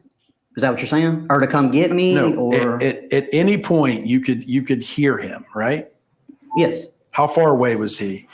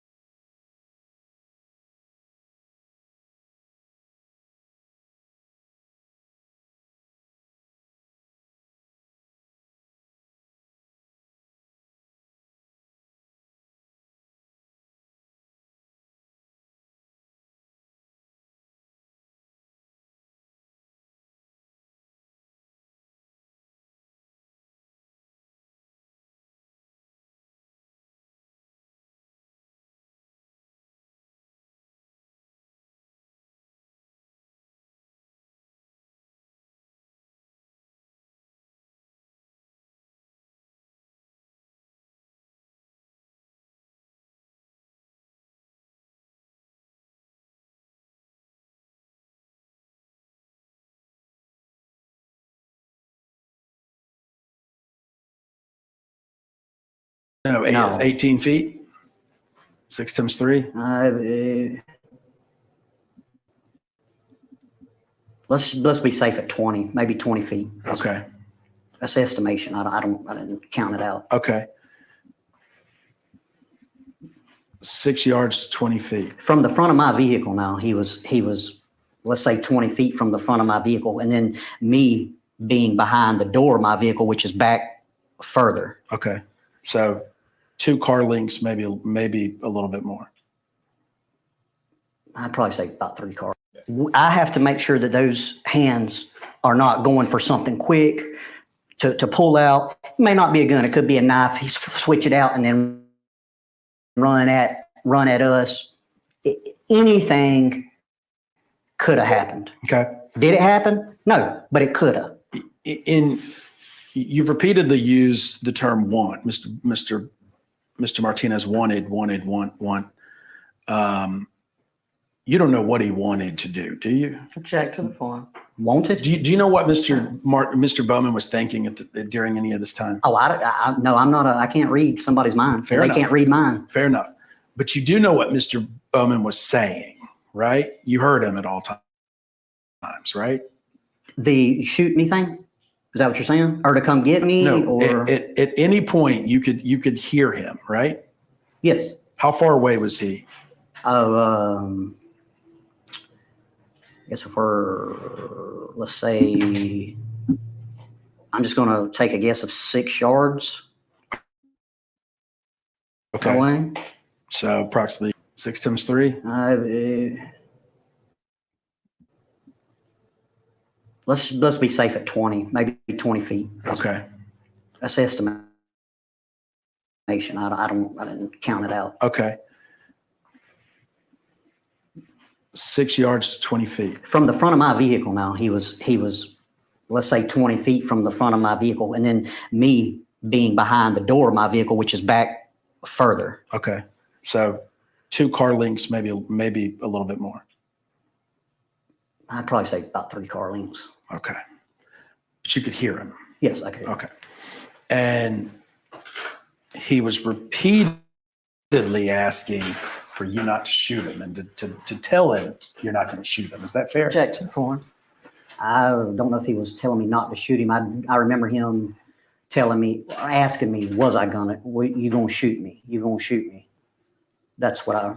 Did you have an intention to shoot him? Absolutely not. Why didn't you tell him that?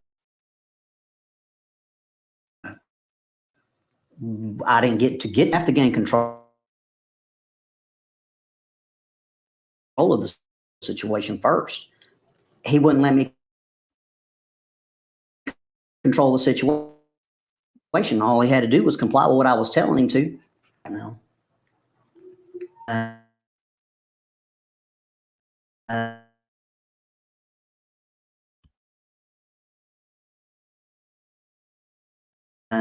No. If you'd said, no, sir, I'm not going to shoot you, just want to talk to you about your taillight. You don't think that would let me see if he hack out with a weapon? So I can't tell him that, no, I'm not going to shoot you. I'm not. If that situation doesn't arise, I'm not going to do that. That's not what my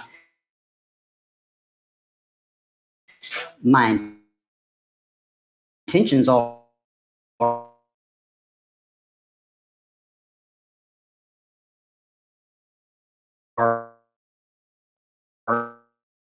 I've never shot anybody before in 17 years in the law enforcement profession, and would have hoped that I never would. fair?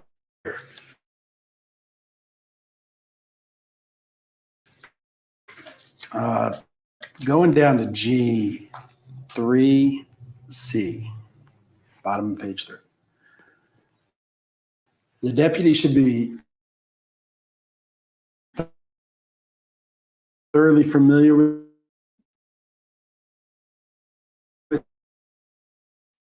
the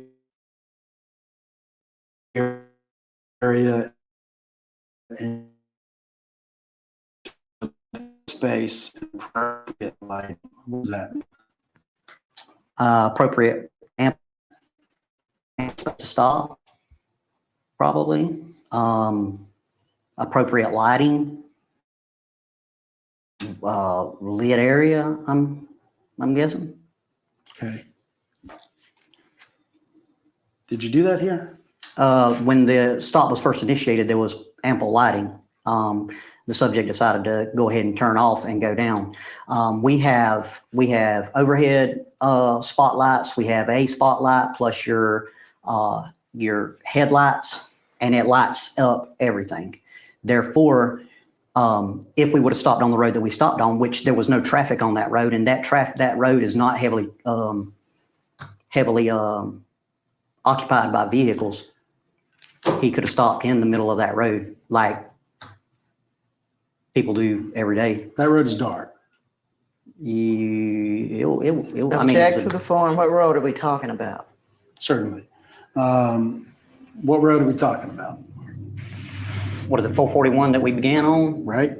That road is completely lit up. There's a store right next to us. You probably don't even have to have headlights on to go down that road. For 441, he was already turning by the time. He was in the turning lane. Right. He wasn't turning when I blue lighted him. Okay. And that's why I went ahead and blue lighted him when I did, so he wouldn't turn. He'd stay there. Did you turn on your sirens before he turned? No. Okay. Do you know when he first saw you? No, I don't. Okay. Then the next road is what, Gerwin? What's the name of the second road you were on? I don't know. Gerson? Gerson. No, that's reached Gerson, 302 Gerson Street. Just south of Gerson. I was at the intersection of Pine Grove Church and US 441. I pulled in behind the vehicle just south of Gerson. The vehicle pulled into Gerson. That's what the report says. Yes. Are you familiar whether that road you pulled on was Gerson, Gerson? Yes. Okay. I believe so. How many lights are on Gerson? I don't think there is any on that roadway. And is there a shoulder or a median on Gerson? No. Okay.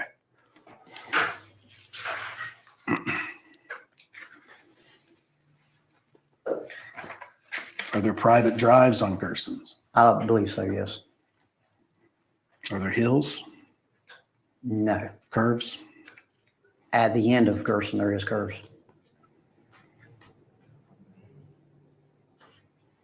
And you're instructed every effort should be made to avoid stops on hills, curves, intersection, private drives, business locations, and businesses which have limited parking, bridges which have limited parking. Is that what that says? I'm just asking if that's part of your instructions. If that's what the policy says. Okay. Where do you see that at? It's 3C. It's the next sentence.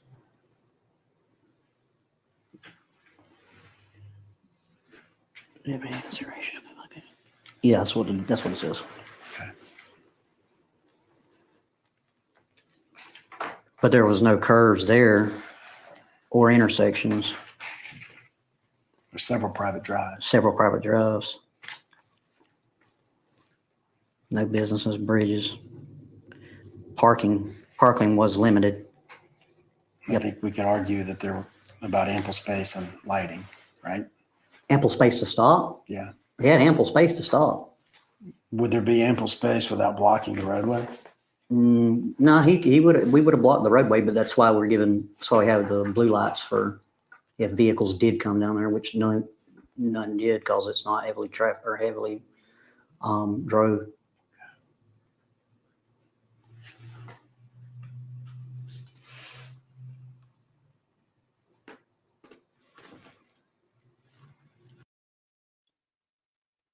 He really believes that he did nothing wrong. He think this was a regular traffic stop, that he did everything the right way.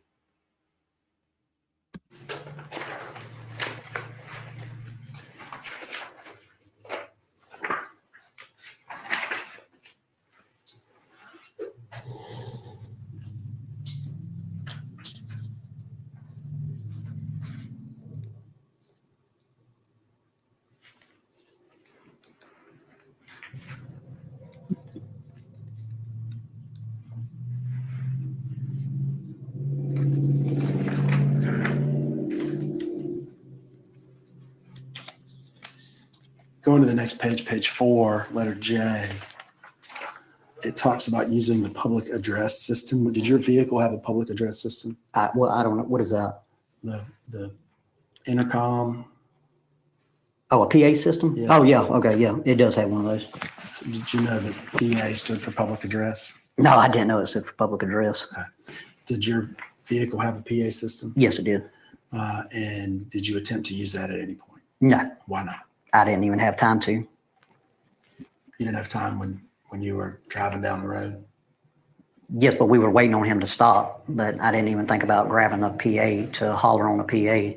If he is inside that vehicle, I don't know if he could even heard it.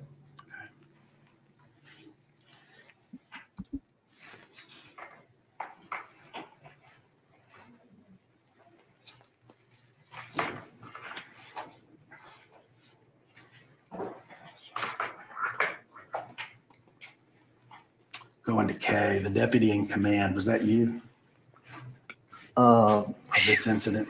Yes, I've initiated.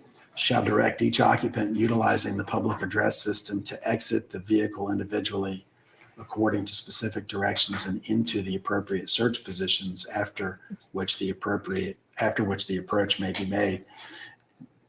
Did you violate letter K? Check to the form. I did not use that because when I got out, I made sure that I was yelling loud enough that he or anyone that was in that vicinity could hear everything I was telling him. And the reason for that, if there's neighbors in that area, you want them to hear what you're saying. And therefore, I was hollering loud enough to that he could hear everything I was saying.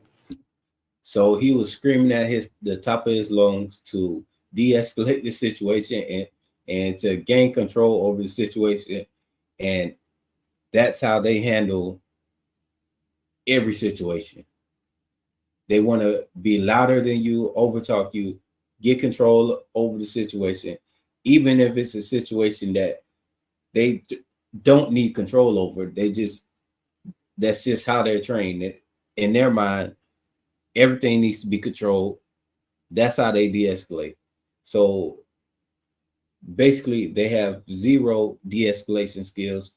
All they know how to do is escalate, because as soon as they jump out of anything or deal with anybody, their first instinct is to start yelling and screaming. Come on, man. Come on. What does the word shall mean to you? Shall? Yeah.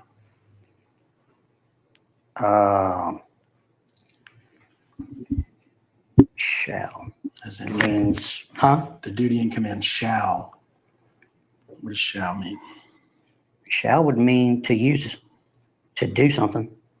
And it says to direct each occupant utilizing the public address system to exit the vehicle, correct? Yep. Yeah. And you did not do that? No, I didn't. Okay. And it also says then you can direct each person into an appropriate search position. You didn't do that either via the PA or public address system. No, I didn't do it through the PA. No. Okay. But your PA. So that was he didn't use the PA system to basically, instead of him screaming at the top of his lungs, he could have used the PA system to give these commands, say, hey, I'm not going to shoot you. I just need you to do this, this, and this. But he didn't do that. And you could tell where his mind was when he testified earlier that all he had to do was comply and this wouldn't have happened. So he pretty much blaming him for everything. This is all your fault, even though I just pulled you over for a taillight that was out. Because you wanted to get to an area where you feel safe before you pulled over, you caused all this. Crazy. And that's what he's going to testify to in the trial or in court for this lawsuit. Insane. Address system was available. Yes. Functional. Okay.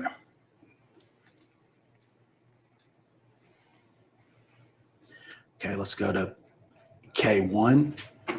It talks about a situation. I'm referring to sentence 2.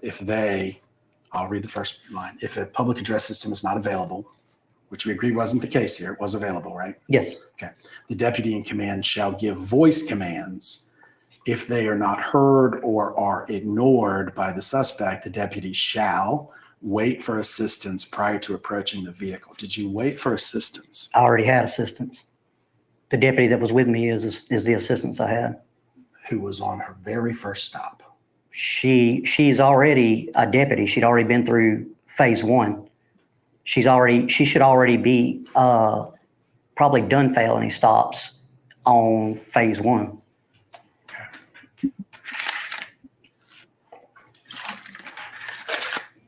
I mean, fully, it don't say that you have to wait for a fully out of FTO deputy for assistance. You're right, it doesn't say that. And they're also trained felony stops in the academy before they ever come out of the academy. Okay.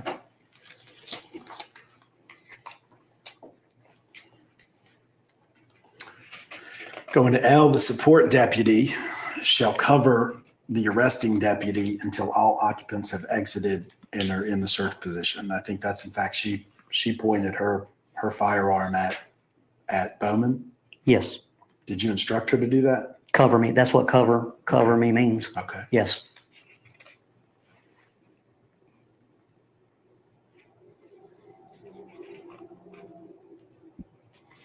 The occupants the occupants should be ordered into a prone position face down. Did you order Bowman onto the ground? Well, it's there's steps to go by. There's get him out of the vehicle, give him the basic first orders, and he didn't even comply with the basic first orders I was giving. I couldn't give him to get on the ground. I was giving him the first orders I gave him, and he didn't even comply with those. Okay. When did you realize there were other people in the car? I could hear them yelling at him inside the vehicle to do what I was saying. So were you not worried about them shooting you from inside the car, just Bowman? That's why the assisting deputy has a firearm out also. Okay. For anyone on that traffic stop. Did anybody give them commands to get out of the car? We had to get the first one out first. Okay.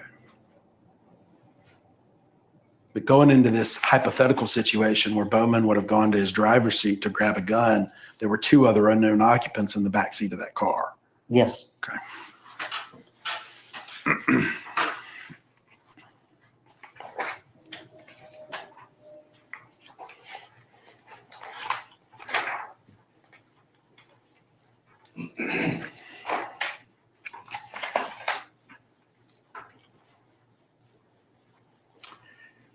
Go to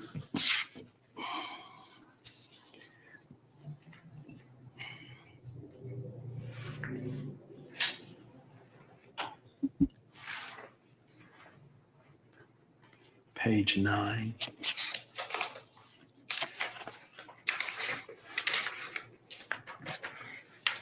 What are emergency vehicle operations?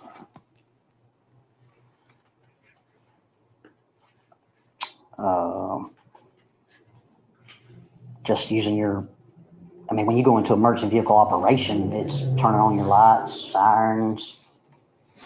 Okay. Yeah.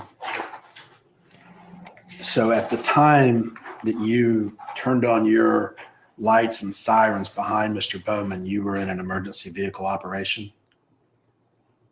If that's what that's considered, turning lights on you have to turn lights on and sirens to get somebody to stop. You don't necessarily have to turn siren on, but you have to turn the lights on to get somebody to stop. So I guess it would be defined by this as a emergency operation. Okay, then what's rule 4? And I'll refer you to page 10 when a vehicle is in emergency vehicle operation. The sheriff's vehicle shall not be parked in roadways or traffic lanes except when necessary to protect crashings or injured persons. You want me to read the whole thing? Yes, please. Use of sheriff's vehicles to protect crashings and injured persons. No, I'm sorry. Just 4, but you kind of read it under your breath. Sheriff's office or sheriff's vehicles shall not be parked in roadways or traffic lanes except when necessary to protect crash scenes or injured persons. Gerson was a roadway. Yep. And a traffic lane. Yes. So your rules say you're not supposed to park there when in emergency vehicle operation. Fair? Object to the form. What's the objection? I'm looking at the policy and you're taking that out of context of the policy. That's fair. What's your understanding of Rule 4 there when it's applicable? Not parking roadways or traffic lanes. I don't think that, I don't feel like that's during a traffic stop. I think you just parking in just stop your vehicle in the middle of the road with lights on and just park there. Say you responded to say there was a murder scene and there was only parking in the roadway. They don't want you to park in that roadway. It says if it wasn't necessary. You're not supposed to park in roadways or traffic lanes except when necessary to protect crash scenes and injured persons, correct? Right. Was this a crash scene? No. Was anybody injured that you were aware of? Not that I'm aware of. I don't know if they were or not. Okay. At the time.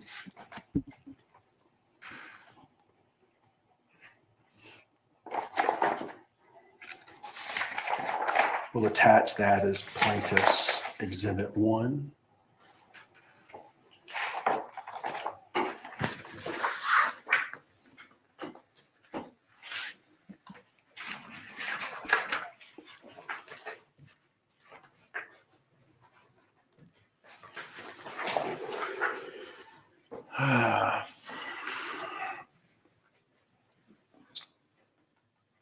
The next one I'm going to present to you is the general order for canine teams.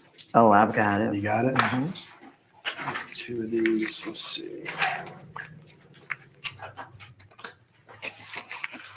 That's 47.3.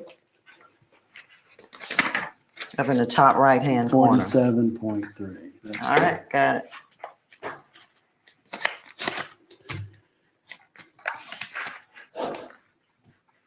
Referring to page 1, qualifications for canine handlers.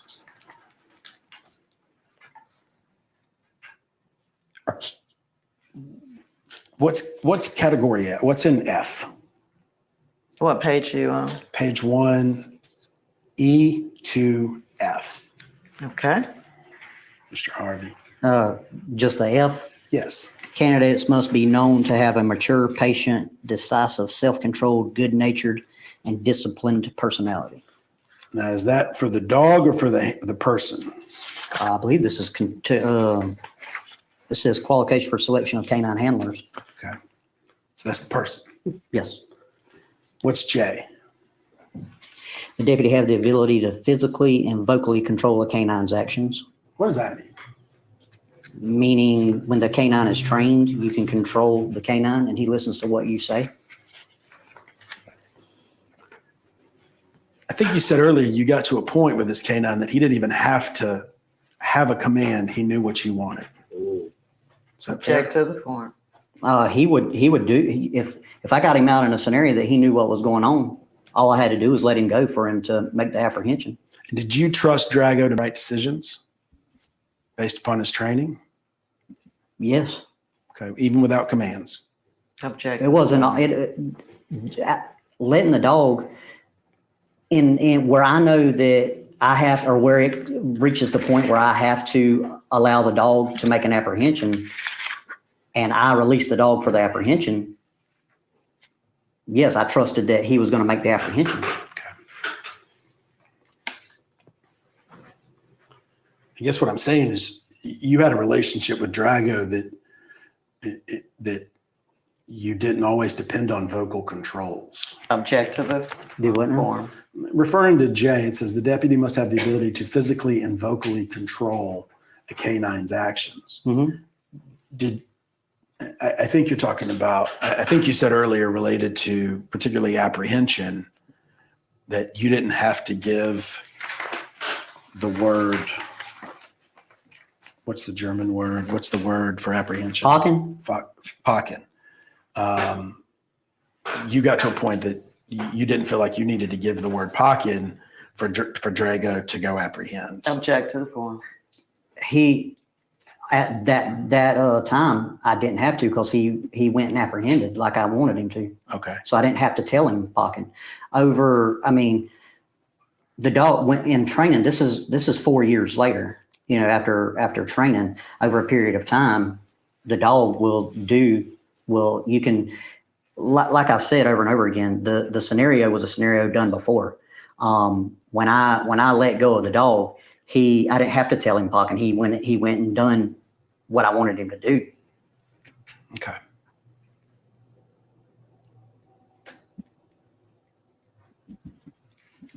Did Drago ever make a mistake? Did he ever bite somebody he shouldn't have? Yes, he did. How often? There was two incidents over the 4 years, if I ain't mistaken. Okay, tell me about those. The first one was during a deployment with a deputy who, when we deployed, the deputies run ahead of me and the dog. So therefore, when the dog deployed, he thought that was the suspect. And because the color of clothing, it could be, but the dog we was running. You're not supposed to get in front of me and the dog. Me and the dog have to be the first ones to go. Well, that deputy,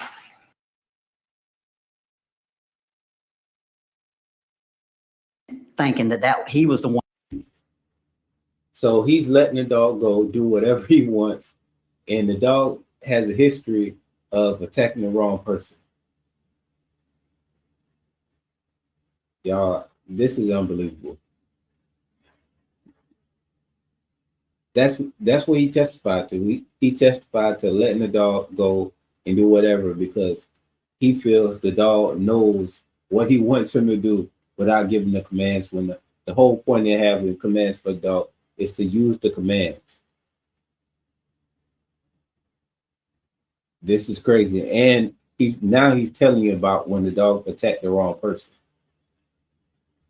One running from us. So he went and grabbed him by the leg. Okay. Did you give him the command pocking? When we deployed out, I told him pocking to the suspect, yes. Okay. And he just got the wrong suspect? Yes, he got the guy running in front of him. Okay. Who was that deputy? Lorton. How do you spell his name? Lorton. Was there an incident report done to that? Yes. You sure of that? Huh? You sure? Yeah. Okay. What was the other one? Same deputy. We deployed to a. This dog attacked the same person twice, in a mistake, and he's still letting this dog go without giving no commands or nothing. He just believed the dog. Come on, man. I don't know if he noticed what he's saying right now or how it sounds, but don't sound too good, man. To a gymnasium, and now all deputies know that you don't be in the area of the dog while the dog's working. Well, that deputy didn't listen again. Entered the building of the gymnasium. Doors are along the walls of the So he blaming it on somebody else again. Now he blaming it on his own deputies or his own partners or whatever, his own people. So it's everybody else's fault, never his fault. The gym, along the walls of the gym, the dog goes in. The dog starts checking doors. I walk out there into the middle of the gymnasium, and I'm watching. He's going around. He checks the doors. He goes around. Well, I didn't know the deputy walked in behind me and was going and checking doors also. You don't do that. And what the dog thinks is, I thought the dog was going over to continue checking the doors.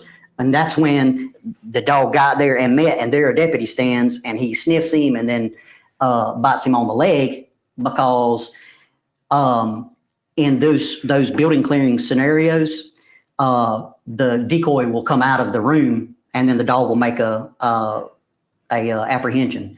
So him walking down there checking doors and not supposed to be doing that, the dog ran over there and thought he was the decoy and bit him.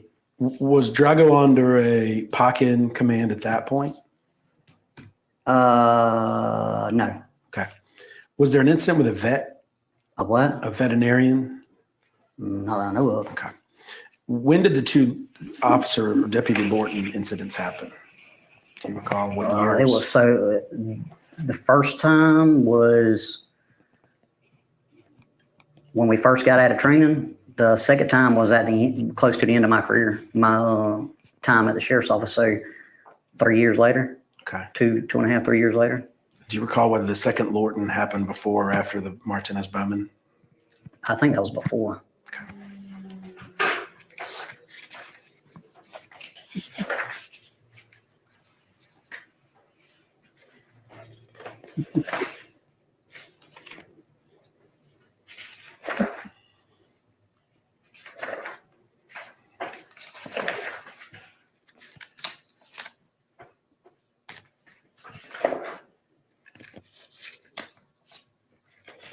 Let's go to page 5, please.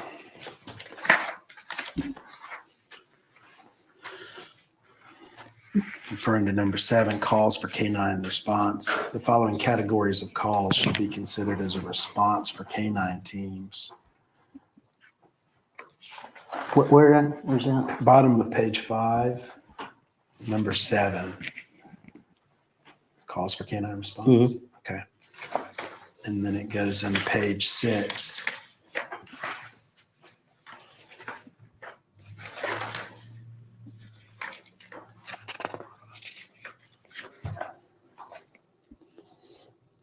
Which category was Drago used here? Oh, let's read this.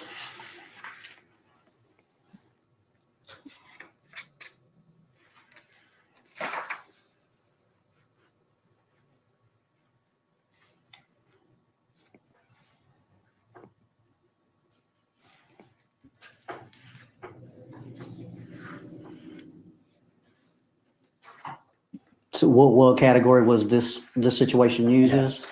as? Any other call where in the opinion of the canine handler, the team would be beneficial in assisting or functioning as the primary unit? Fair.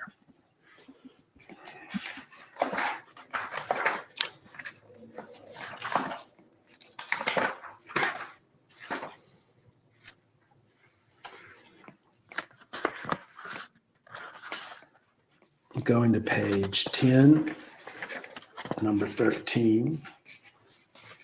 Apprehension of fleeing or resisting subjects. I'm assuming it is your opinion that at the time, Mr. Bowman was a resisting subject. Objective form. Is that fair?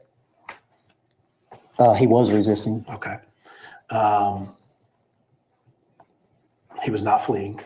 Objective. He had already fled in the vehicle. Are you That's what counted as the felony stop, because the subject wouldn't stop the vehicle when lights and sirens was ordered. Are you aware that that was reviewed by a Columbia County jury?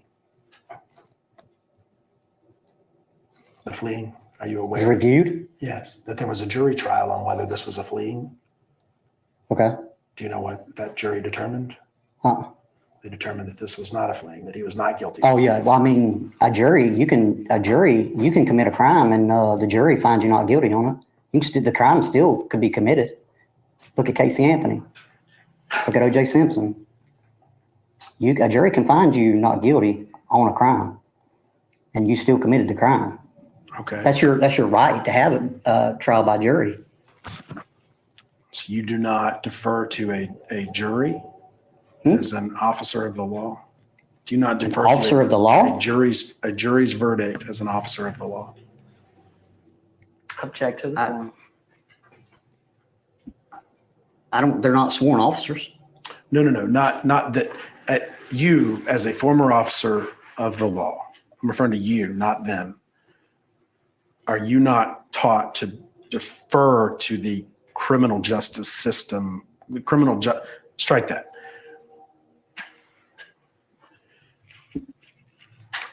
if somebody's adjudicated not guilty in a court of law, does that matter to you? Object to the form. It's not that it don't matter. It's what the jury ruled on. If they ruled him not guilty, then they ruled him not guilty. Okay. It's not, it doesn't, I don't know what that it doesn't matter to me. Do you ever get If I got in trouble, I'd want, and I wasn't guilty of it, I'd want a jury of my peers, which is my right. Of course. But it seems to me that you're not going to defer to the jury that this wasn't fleeing under the law. Am I correct? Object to the I had to have probable cause to make the arrest. Okay. And probable cause was there, so the arrest was made. Then it was up to a jury to decide. I wasn't even there. So at the trial, so I don't, what the jury decides is what the jury decides. That has nothing to do with me. Were you supposed to testify at his criminal trial? I guess not. I wasn't there. Okay. They didn't subpoena me. Okay.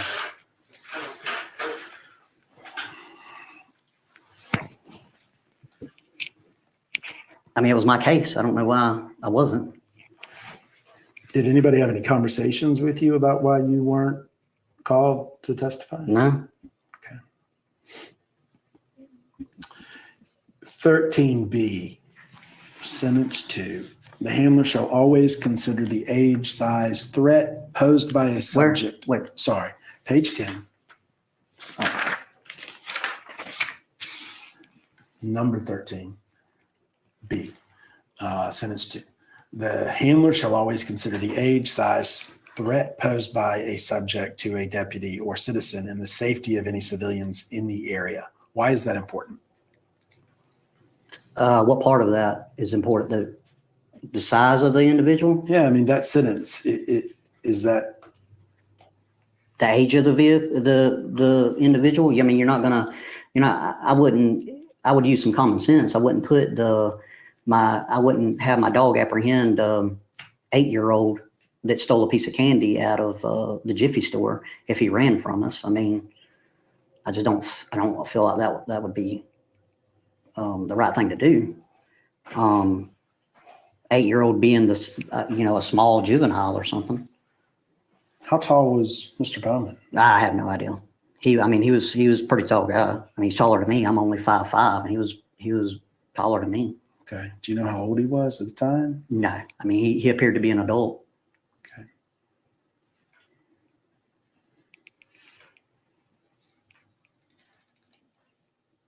And you were in a residential neighborhood, or I think it was a trailer park? Yes, sir.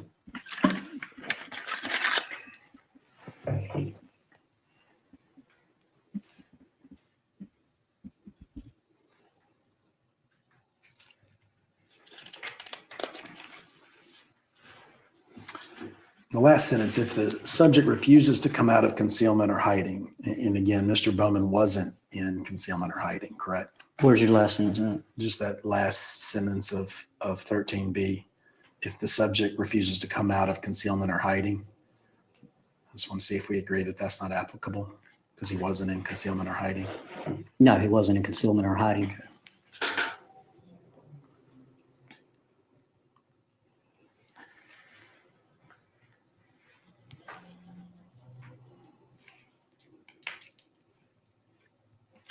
You talked about not putting a dog on a 8-year-old who stole candy, who was running away. I wouldn't say putting the dog on him. I mean, I'd say conducting an apprehension. How would you treat that situation differently than this? As a kid, as a 8-year-old child running, we would probably try to run him down, chase after him. I wouldn't put my dog, have my dog apprehend him. Okay. Small child. I mean, I have small kids. Wouldn't do that.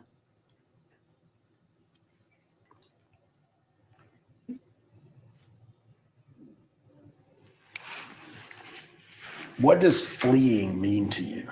Refusing to stop, continue to go.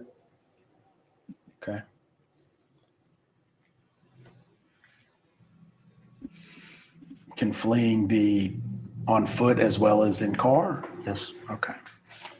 Hold on, let me see that.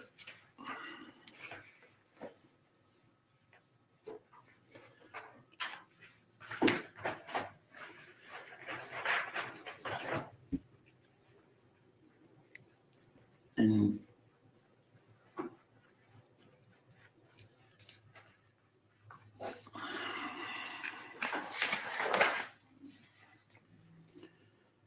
page 11, number 15 discusses post-bite guidelines. Do you know if those were followed in this instance?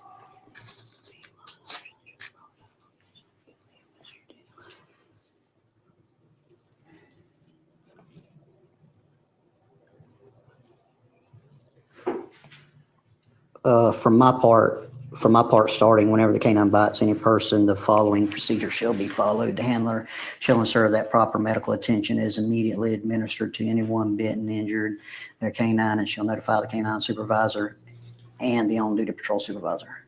Yes. Okay, so you notify people. What medical care was immediately administered? Ambulance was called to the scene for medical. Okay. How long was Drago essentially on Bowman's leg? Do you know?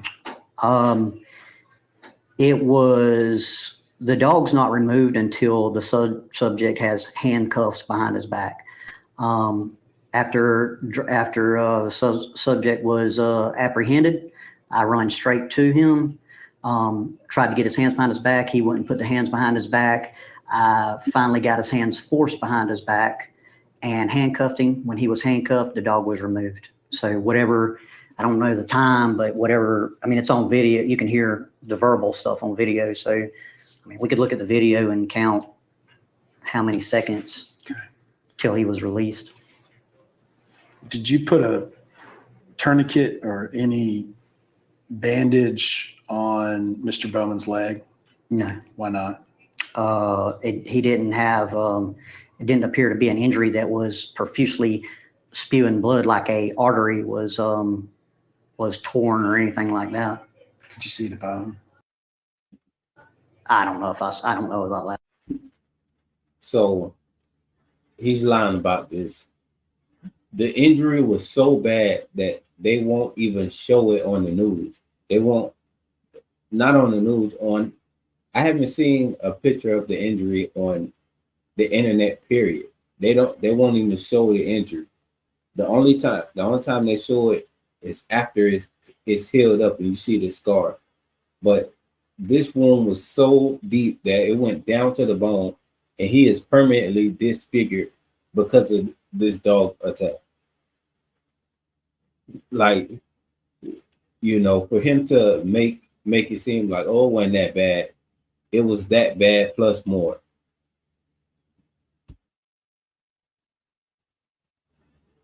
Come on, man. Come on. It was that bad plus more. Talking about it wasn't bleeding profusely. He was missing a chunk of like his leg.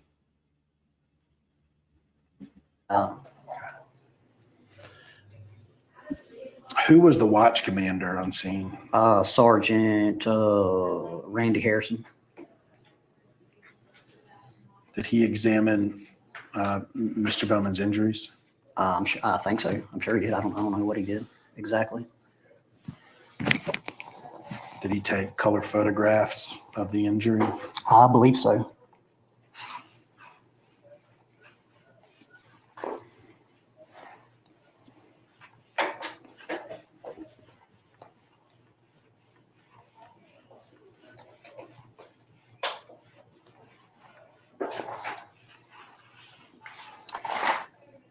Going to F, should an accidental bite by an agency canine occur during normal work or off-duty hours, the following procedures should be followed.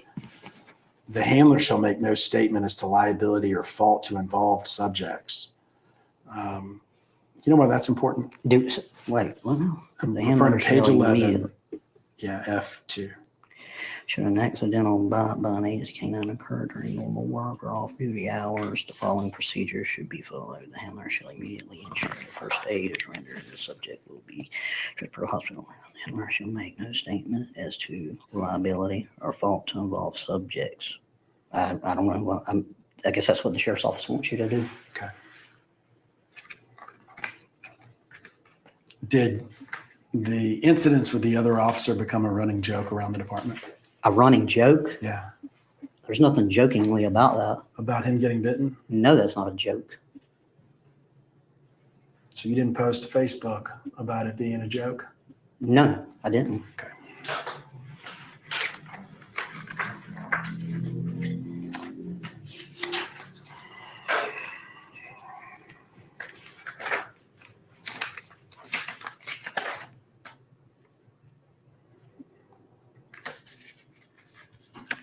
Go, that'll be plaintiffs 2. Let me borrow this back from you. 3-2. And then I think the final one to go through, which should be quicker, is emergency pursuit 41.3. Do you need a copy?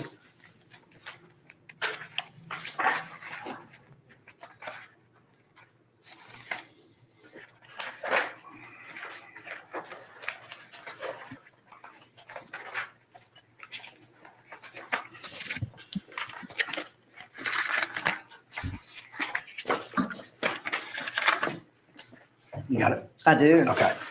Did this become a pursuit? Yeah, there was a pursuit to me because it was that's why I conducted a felony stop.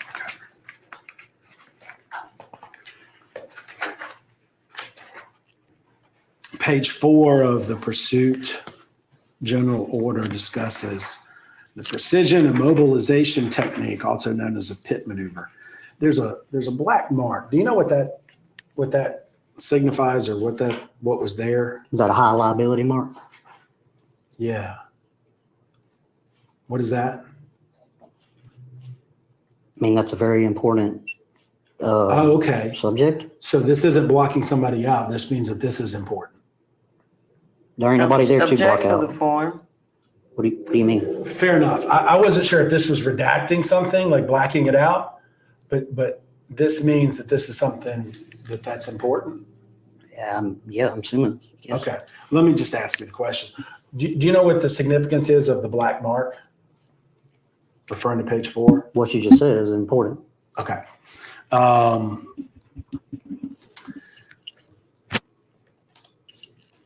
Did you perform a pit maneuver in this instance? No. Why not?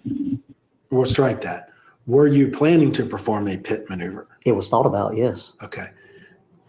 Why did you not perform a pit maneuver? Because he was beginning to turn into the driveway. Okay.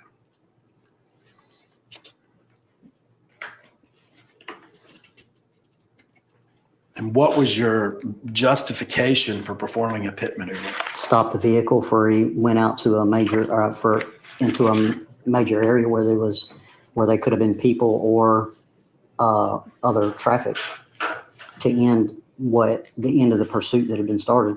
Did Mr. Bowman put on his turn signal before he started that left turn? Yes. Was he traveling at a low rate of speed down? So he was considering a pit maneuver. I just commented. They were going like maybe 10 miles per hour, and he's contemplating doing a pit maneuver at that low speed. Down Gerson Road? Yes. Okay.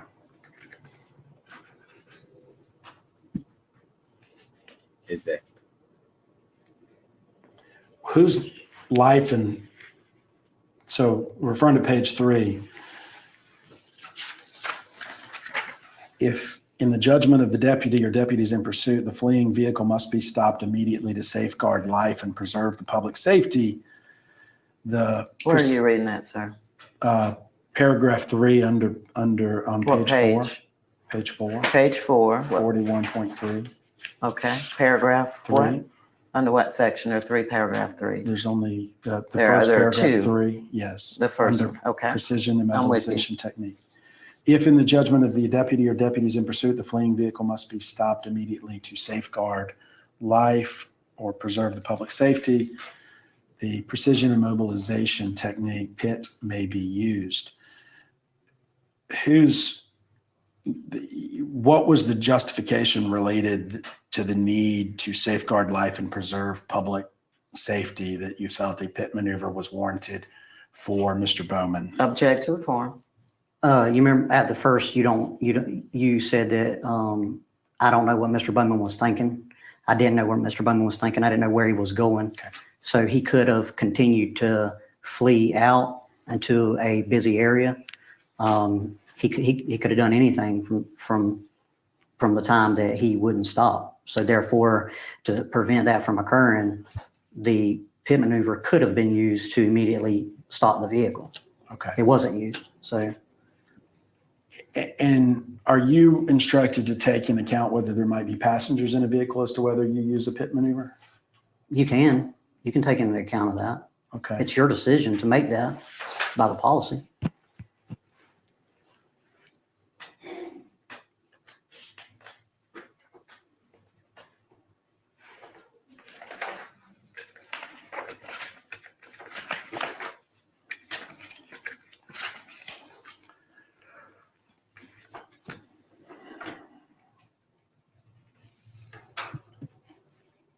When you drove a SUV looking vehicle, right? Yes, sir. How is Drago located in the vehicle? In a cage directly behind the front seats. Okay. How big is the cage?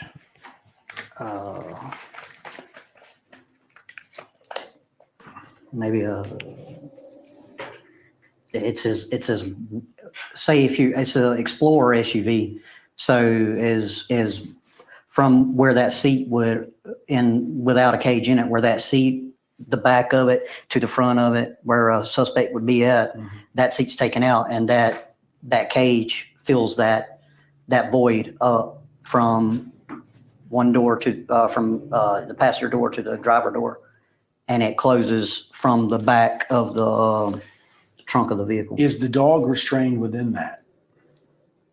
Oh. In other words, is there a seatbelt or anything within that cage to keep the dog stable? No. Okay.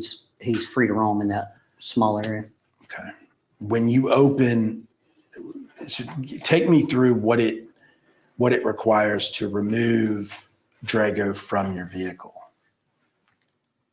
You open the door, grab him by his collar, or you can or cannot hook a leash to it, and then bring him out. Do you know what you did that evening?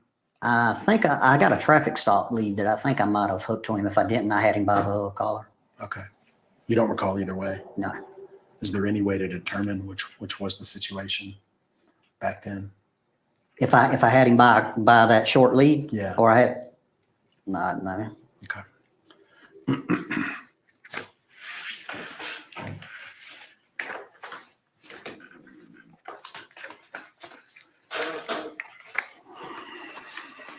see what else.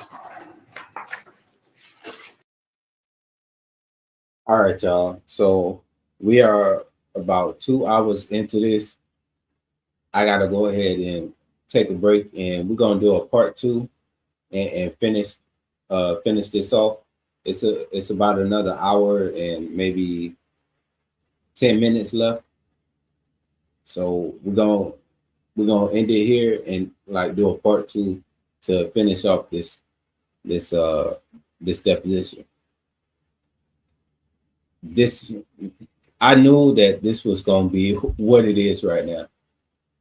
This whole department, Columbus County Department, is terrible. I'm definitely going to be looking more into this county and finding out more about what's going on here. See if I can get the county budget and see where all the CFR, to see where all the money is going, in this county, because this, this is terrible. But again, I appreciate everybody for joining me on this stream. If you can, I'm looking for 100 memberships. That's my goal. If you can help me reach that goal, I really appreciate it. And we definitely will get a lot more done with me having that much support behind me. I can take action that I wouldn't take by myself. I'll say that. Y'all going crazy in the comment section. But again, I appreciate y'all. See y'all soon. It may be in a few hours, I'm not sure. But now where I'm at is late night. I'm getting ready to call it a night. But as soon as I get up, I'm back at it. So AWB, I'm back. I've been on here a while. AWB, I'm out. I'll catch y'all later.